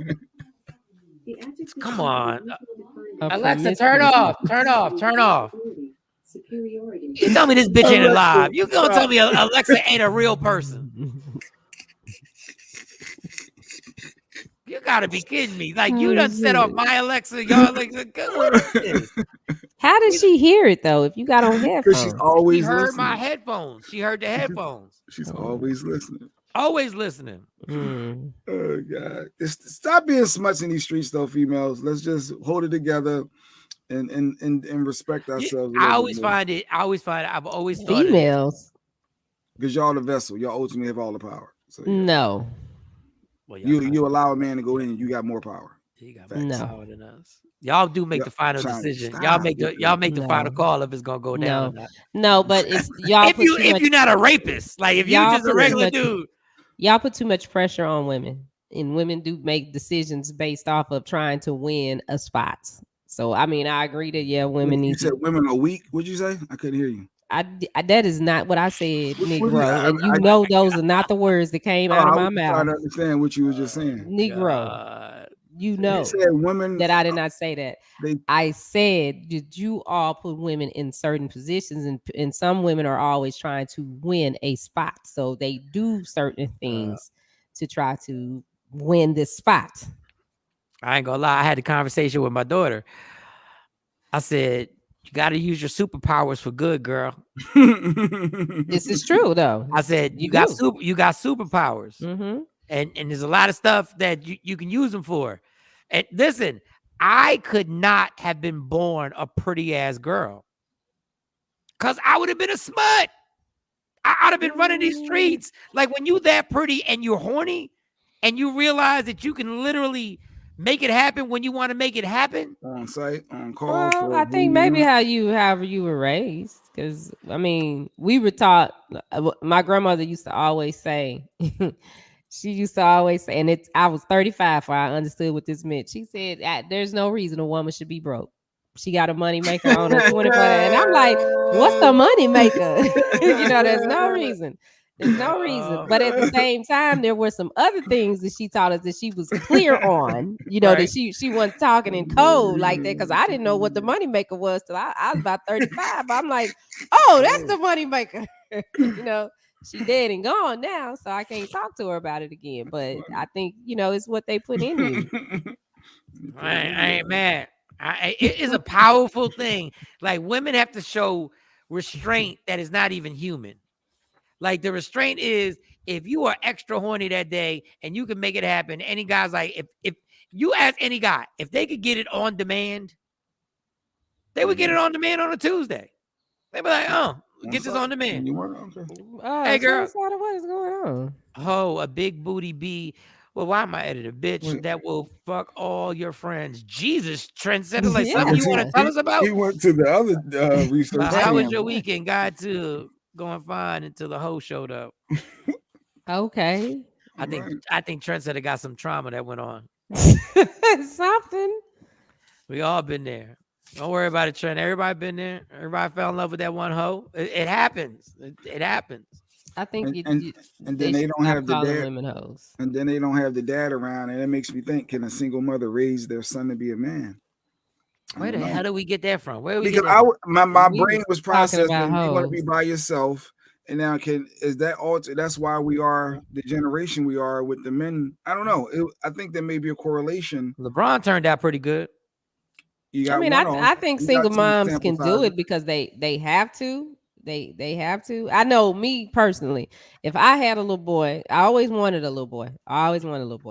Still want a little boy. But I'm glad that I didn't have a little boy because I would be raising him to be the man that I want, not the man that he needs to be. Because it'd be like, oh, you shouldn't do this because women do. This is what we want. So it's a blessing that I got two little girls because I can raise them all day how to be a lady. I can teach them that, but I don't think for me personally, a little boy, I would have hurt him worse than I would help him. And then he probably, grow up and have problems in his relationships. And then I'd be the mom to be like, oh, you can't say that to my son, girl. I come over there and da-da-da-da-da. That would probably be me. So you acknowledge you couldn't raise him the way that a real man should be, but you raise him how you think a man would be. That's my truth. That's my truth. I don't totally agree with that. Because I ain't no man. I don't know. I would be telling him stuff that I think a man should do. And in reality, like being around y'all, damn, we got kicked off. Being around y'all and like being in action, there's things that I learned about men. Like y'all help me in ways y'all don't know that y'all help me as far as understanding a man. Because like a man that's just trying to like pull mountain bike, if I had just met him and I didn't have bink action and y'all, boy. No, but I think even with that, but even in your situation, if you had a son, you would still have bink action, and then eventually the same. You need a man in the house raising a man. Yeah, we need him in the house that's sitting there raising. Wasn't it just your mom that raised you? No, I had a stepdad. That was there, right there. So I had the visual. I mean, I was still defiant, but I had the visual. Yeah, that ain't work out too well. Like I said, you need a man to raise you. He moved out when he was 12. No, I just think it's They certain like had a things. 1-bedroom apartment when he was 12. The son of a bitch, he was going to work and then going to his part-time job right after. Well, he go to school, then going to a part-time job bagging groceries. I think it's certain things that you did. A man is there for, and the same thing, the reverse with the girls. But even with the girls, I think it's necessary for them to see a male in the house because it makes a big difference. Like I can't really teach them about in the house. Yeah, the girls need a dad. They need a dad that'll tell them, certain things because I can only share with them my experiences with men. Again, I'm not a man. My experiences might not be their experiences. So you don't want to, skew them. I don't want them to make some of the same mistakes that I made. I know I can't control it. I'll be trying to control their life and, make sure they go down the perfect path. that man being in the kind of house might be overrated. I don't know. A man being in the house might be overrated. I don't think so. It makes a difference. No, but I see a bunch of men who literally came out fine. I think it's all dependent on how much love is in the house. And yeah, there's gonna be some stuff that you're gonna miss out if you don't have a mom in the house. You're gonna miss out, and you're gonna miss out stuff you don't have a dad in the house. But it can be done. Good morning, Judge. Stuff like it can be done. Hey, Amber. Hey, Judge. Hey, Amber. Judge. We gotta Amber. have you back on. Yeah. You winner. Yeah, you winner. You damn winner. But that's just interesting to me with having that male figure. I didn't realize how much of an impact for a female. A little girl, I guess. I mean, if your dad's around, but the weekend dad just don't work. You saying? But let's be clear. As much as a dad is needed, and it affects you when it's not there. Let me tell you what really affects you: a bad fucking dad that's there. Oh yeah, wasn't that the question? Yeah, I had that before. What's bad dad? An inconsistent father or absent father? What's worse? What's worse, an inconsistent father? I think we need a therapist for that, though. I think we need a specialist or a judge, somebody that handles those court cases. Specialist. No, I think the inconsistent father is worse than the absent father. I think they're both. I think they're both bad, but I agree with Shawnee. I think the inconsistent father, because if the father's not there, now you've gotten used to it, and you know this is the deal. This is what it is. I'm on my own when it comes to this father thing. So Father's Day, all that stuff, I have now got a routine on how to cope with not having a father. When a father's inconsistent, which I've been inconsistent in my time, when a father's inconsistent, people get pissed because it's like they get hope. Everything's good. And you're like, yes, we're good. We're going to throw the football. We're going to go play basketball. We're going to, and then all of a sudden, boom, the disappearing act happens. And you're like, what the fuck? And it starts messing with trust. It builds, it creates trust issues. It puts just so much there. So no, I'd rather have an absent father than the inconsistent father. Well, it's deep to me, and I think there's maybe some childhood trauma that you experience from that. If that's your thing. That's so you the therapist now. That's why I think that's such an interesting topic that it really needs somebody to break that down, because for your thought process to go that way, it must mean something. I mean, well, yeah, I did. I mean, we won't talk about me. Yeah, my daddy was in and out. He was very inconsistent. And like when he wasn't there, it was good. I mean, and as an adult, it's the same thing. He's still inconsistent. So, and let's be clear: you can be in the house every day and still be inconsistent. Like you could be in the house every single day and be absent from your kids. Yeah, I do tune stuff out myself too. But you know what I mean? Not tuning stuff out, but like some people are married and moms are still single. I like some women I consider single moms and they got a husband that's right there at the house every day. How you consider him single mom if he's there? He's just there for whatever it is he got going on, but he's not there. Camping, impossible. Or shoot, no, yes, possible. It is. Oh yeah, somehow something he's doing. If it's covering here, it's something. No, there are some people that helping with bills, helping with this. You run into the store, he's watching the kids. But he's not doing that. But that's what I'm saying. He can literally live in the house and not do any of that. I don't think that's possible. That is possible. Very possible. They contributing the bills, at least something they're helping with. We're talking about the kids. We're talking about the kids. Like you cannot be a. She says she look at it as a single mom. You're not a single mom if you got a husband in the house. They sick right now. My kids have been sick for the last 2 days. A dude could be like, "Well, I'm out. I got to do what I got to do. You got to watch them. I gotta watch them." Or they'll be like, "You gotta watch them." And that's one phase of it. Call your mom. Call your mom and tell her to come over because I'm not sitting here. I'm not watching. No, that's an important phase. That is literally an important phase. But I'm saying you can't say she's a single mom. You're going to all the you're going to the parent teacher conferences. You're making sure that they whatever plans they have with their friends, that she's driving them over to pick them up, drop them off. Any problems at school, he's not dealing with them. He said, "You go deal with that. You go talk to the guidance counselor. You go talk to the principal. You go set up the tutor." I'm not doing any of that. I help with the bills. So you're not a single mom, and I'm sure. No, you are single emotionally. If you're doing everything in the house and you got a job, you're a single mom. Mm-hmm. Like you got to hold your just being there. Something to contribute to the household. He wouldn't be there. There are dudes that aren't doing shit. It's dudes that don't do shit, but sit on their ass. They don't have a job. They don't. Yeah, they just there. What are you talking about? There are dudes who ain't shoveling the snow. Yeah. There are dudes who ain't cutting the grass. There are dudes who are like, "Well, you go get that oil change. You go take care of that."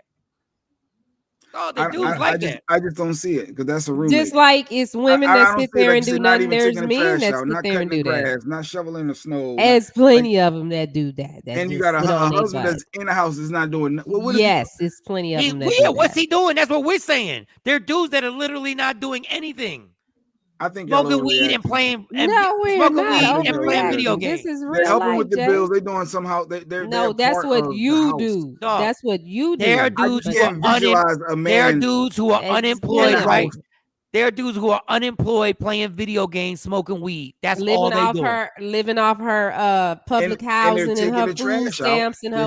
They don't do that. They don't do that. They stay in the house. So the women got to go out and doing it. What you mean? Who doing it? And we're not just talking about black women. We talking about women. I don't believe it. It's not just black women that go through this. There are dudes who are sitting right there who do everything in the house, and the woman feels privileged. She's like, "I'm not doing this shit. That's not what you got me for. I'm here to look pretty." Absolutely.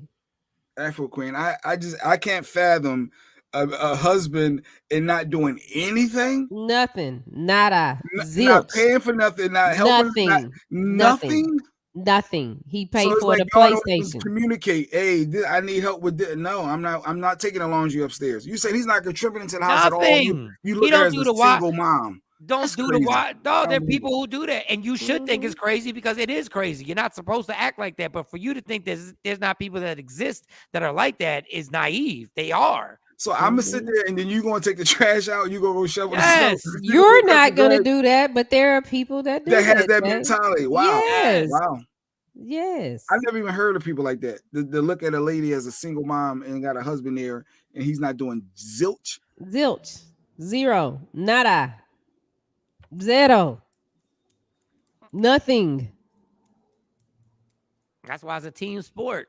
This whole relationship thing is a team sport. Like, cats got to understand that a relationship can be a whole lot happier if everybody just carries their weight. Mm-hmm. Which, whatever it is, it don't mean the wife got to wash the dishes. Whatever it is, we just got to help each other. Like, we gotta set this up where we can make it so that it's not overwhelming. I know how overwhelmed Stacey was by herself here. Because I see it now when I'm here. Now that I'm here, I see what it takes to actually. Jacqueline, right. I was a married single. Jacqueline, your husband did something around the house, Jacqueline. Jesus, here we go. He did something. You know what? Even when I was married, I felt that way. Cooked on that Sunday. And then the tables turned. And when we were in a situation where it was I'm trying to remember what happened. Tables turned, situation changed, and he had to take on my role. And that's when their dad was like, "I am so sorry. I did not realize that this was everything that you had to do. And I completely look at what you do now differently." No, it is. I mean, but they daddy wasn't sitting on his ass. Let me be clear, because I won't make him look like that. He wasn't sitting on, he always worked. Good point, Jacqueline. She said, even if a man is paying for everything, still not the same as sharing time with your kids. Yeah. But that don't make you a single mom. Yes, it does. When you got to do everything, yes, it does. If you're not spending All time they with worried your kids, about is paying their the stuff. bills. He's paying, so you got support. You're not a single mom. all right, Jeff. Y'all don't give a man the credit for any little. I mean, he may not be the best, but dang, don't say you're a single mom. I could pay every bill in here if I'm doing nothing with these kids and it's none of my responsibility. And Stacey has to take care of everything that has to do with the kids. But you're doing other stuff too. Though. She's a single mom. If all I'm doing is cutting checks, yeah, you just paying child support. You might as well move out. I'm just paying child support basically. That's what it is. Like that shit. The fact that when Stacey comes home and she gets here like 6, and then she's gonna start making dinner, which means she's gonna chill for like 20 minutes. Then she's gonna get up and she's gonna make dinner, which is gonna take her to like 7:15. Mm-hmm. Like, let's just say I'm not gonna do nothing, right? I'm just gonna sit on this couch and watch sports. So 7:15, 7:30, everybody eats, right? Now she's gonna start washing dishes before she eats. So she don't eat till like 8 something. By the time she takes a shower and gets in the room, her night is over. That's been her whole day. And you help by taking the dog out? No. I'm saying if I don't. But when I got here, I was like, wait a second. So you telling me by the time you get to chill, it's like 30 minutes before you about to go to sleep. Mm-hmm. So yeah, I'm not gonna leave any of these dishes in the sink. And yeah, I'm gonna take out the stuff. And yeah, there are gonna be times where I'm just gonna buy like twice a week. I'm just gonna buy food. I'm just gonna buy takeout just so when she comes home, I see the relief in her face when she ain't gotta cook. Mm-hmm. Yeah. I think I felt Lady Q clapping when you just said that last part. I think that part, because that seems so small, but that is such a big thing. When I get that phone call that, hey, you ain't got to cook tonight, I'm gonna order y'all something, I'll be like, okay, now the order, and there you go. Dog, like this morning, I was bugging, like I got irritated with Stacey because I was like, say, why you take the trash out? I got it. But she's so on automatic pilot that she still, like, literally, normally I take the trash out the night before, so she doesn't, because she's such an automatic pilot that she's going to come down, she's going to get everybody together, whatever they need. She's going to start telling everybody, you got this, you got that, you got to have this, and don't forget you got to do this, you got to do that. And then she ran downstairs, and I was walking the dog, and then I walked in, and she's taking the trash. I'm like, why are you taking the trash out? But that's her automatic pilot. She was like, oh, damn. I was like, yeah, I got it. She was like, no, it's all good, I got it. That's a long ass day to then go to your job and deal with the shit that you got to deal with your job and then come back home and then start all over again, another job. So when a dude just sits on a couch and don't do nothing, I'm like, dog. And I'm not even telling you I'm the best. I do portions where I just go like, I know she does this, so I'll take that out of her plate and take that off. You're no longer a single mom once you live with your partner for 2 years or more, according to the research team. And if you receive financial, emotional, or physical parenting support from your partner, then you're no longer considered a single mom. Financial, emotional, and physical support. All of that. You got to get all of that, not just one. Wait, I don't think it said you need them all. No, it's all of them. I'm telling you, it's all of them. I don't think it's just one doesn't cut the mustard. It doesn't cut. It says or. No, 1 out of 3. No, that's wrong. It's that or. No, it's all of it. I don't care if we live. Like, I don't care if we live together 10 years. If you're not doing all 3, then I am a single mom. Okay, so just for Jay Black, So what is it that you do that you don't let Lady Q do? That's your job. It's the what do you mean? Like that's my job? What do you do? I feel like the trash, the shoveling of the snow, the cutting of the grass. Even though she still take trash out. I feel like a lot of that stuff it's me. That should be me and me only. Of course, the laundry. No, I don't think the cooking. No, but she enjoys cooking. Like that's her thing. She enjoys laundry. No, she don't enjoy laundry. Mm-hmm. Right. Now the one thing I will complain about with Stacey is that I'm just like, dog, I know how to use everything because obviously I washed my own clothes before, but I'm like, just tell me what to wash. Like washing ain't hard. It's just monotonous.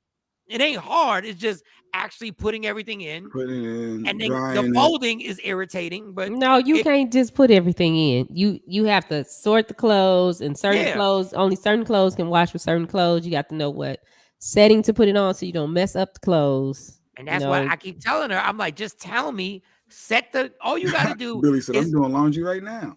yeah, all you got to do is put a pile and tell me this pile of clothes needs to be washed. They all get washed together, and this is the cycle. But sometimes women are but like, if I gotta tell you, I'm gonna do it myself. Yeah, the time if you can't read, just read the washing machine. These are delicate clothes, so maybe I need to put it on the delicate cycle. I mean, you know the difference between the cheap clothes and the good clothes. No, I don't know the difference between they're cheap. So that's why you don't need to watch. That's why this is my thing. This is why I tell all the time. This is why you get stuck. If you just put a pile of clothes and put them together and say, Mike, put it on this cycle and dry them for me, I'll be like, I'm good. By the time I sort them, I could have put it in there myself. No, I'm saying when you go to work, I could put them in there myself and just tell you, get them out the washer, put them in the dryer for me. Well, do something. But that's why I was like, well, then do them yourself. Yeah, because if I got to explain to you, Mike, this doesn't work. This shirt right here. What do you mean? I gotta explain to you shit. Like, you don't wash this shirt with the hoodies. When you ask me about the car, I gotta explain to you what you got to do with the car, right? Yeah, that's Mike. the car. Yeah. So guess what? The washing machine is another piece of equipment. If you would stop being so stubborn and explain it to me, by the week's end, I would have done 5 loads of clothes that you don't have to do on the weekend.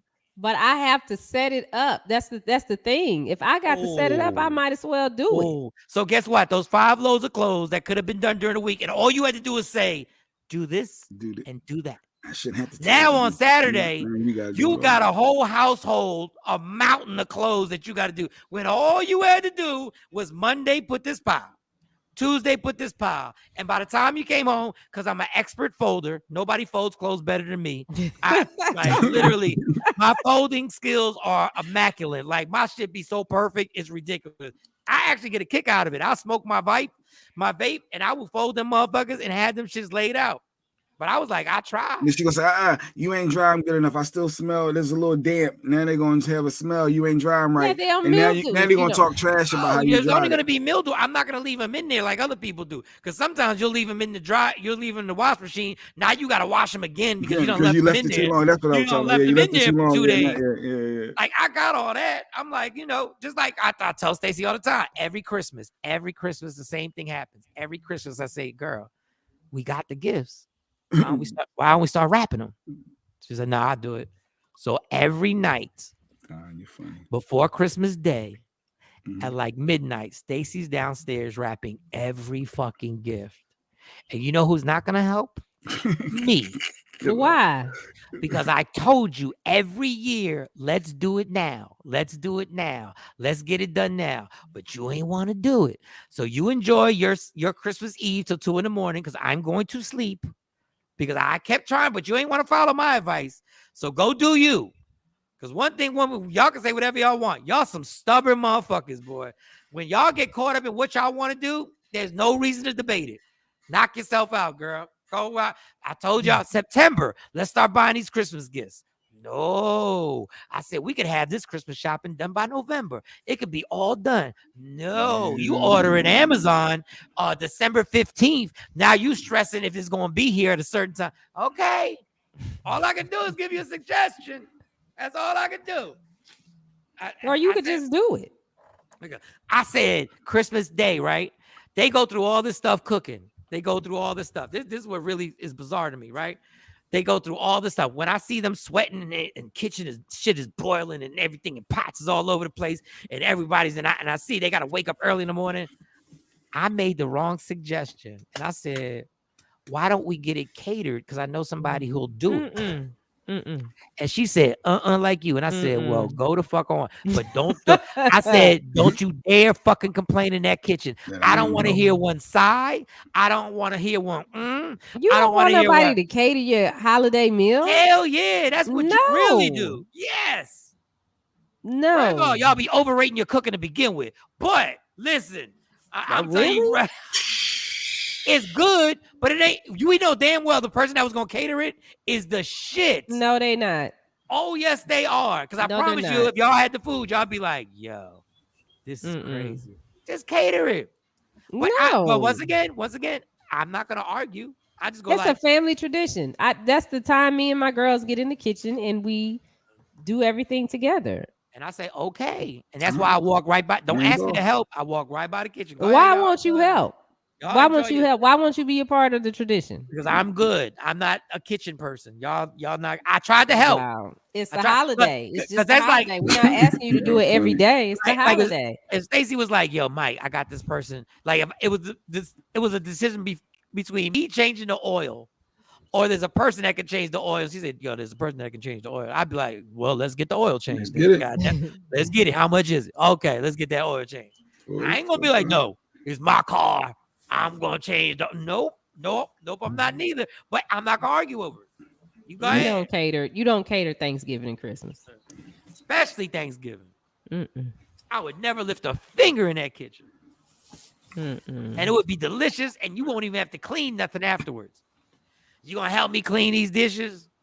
Well, who gonna clean up? Because if it's catered, y'all got to eat on the plates. Nah, they'll have plates. The caterers will bring the plates to bring the whole nine. And they gonna clean up the kitchen. They gonna clean everything up. And they will sweep that whole thing up, and you're going. See, Shawnee thinking about it. She'd have a ball. No, because they don't know. I don't let people in my kitchen. Not like that. You don't get on my stove and stuff. You gonna have a ball. We'd have a feast, and you ain't gotta do nothing but kick your feet up, girl. That's all you gotta do is kick your feet up. They sweet potatoes don't taste like mine, so no. All right, so just make the sweet potatoes. This is the same question I said, well, make the sweet dressing. Potatoes. I'd have to make the sweet potato, the dressing. God. They could make the turkey. They could make the turkey. I wouldn't mind letting them do that. And bringing it full circle, and if you don't help, she'd be considered a single mom. And I didn't. Yeah. Everything goes right back there. I'll make the dressing and the dressing, the sweet potatoes, the sweet potato pies. I might make a peach cobbler. Maybe I'll do that, and then they can do everything else. All right, it's been fun. It's been fun. I don't even want to celebrate Christmas here. I'm telling you, I don't know if it's gonna be this Christmas or next Christmas. I'm gonna celebrate. I'm gonna wake up on a beach Christmas Eve. Let's go to Hawaii for Christmas. That's what I'm talking about. My mom's another one stuck in tradition. Y'all want to do that? You always come to my house and you go, Mom, let's just go somewhere so you guys can chill and just be on a beach with like 3 gifts to open. I don't even need a gift. If I'm on a beach, that is my gift. Don't even buy me shit.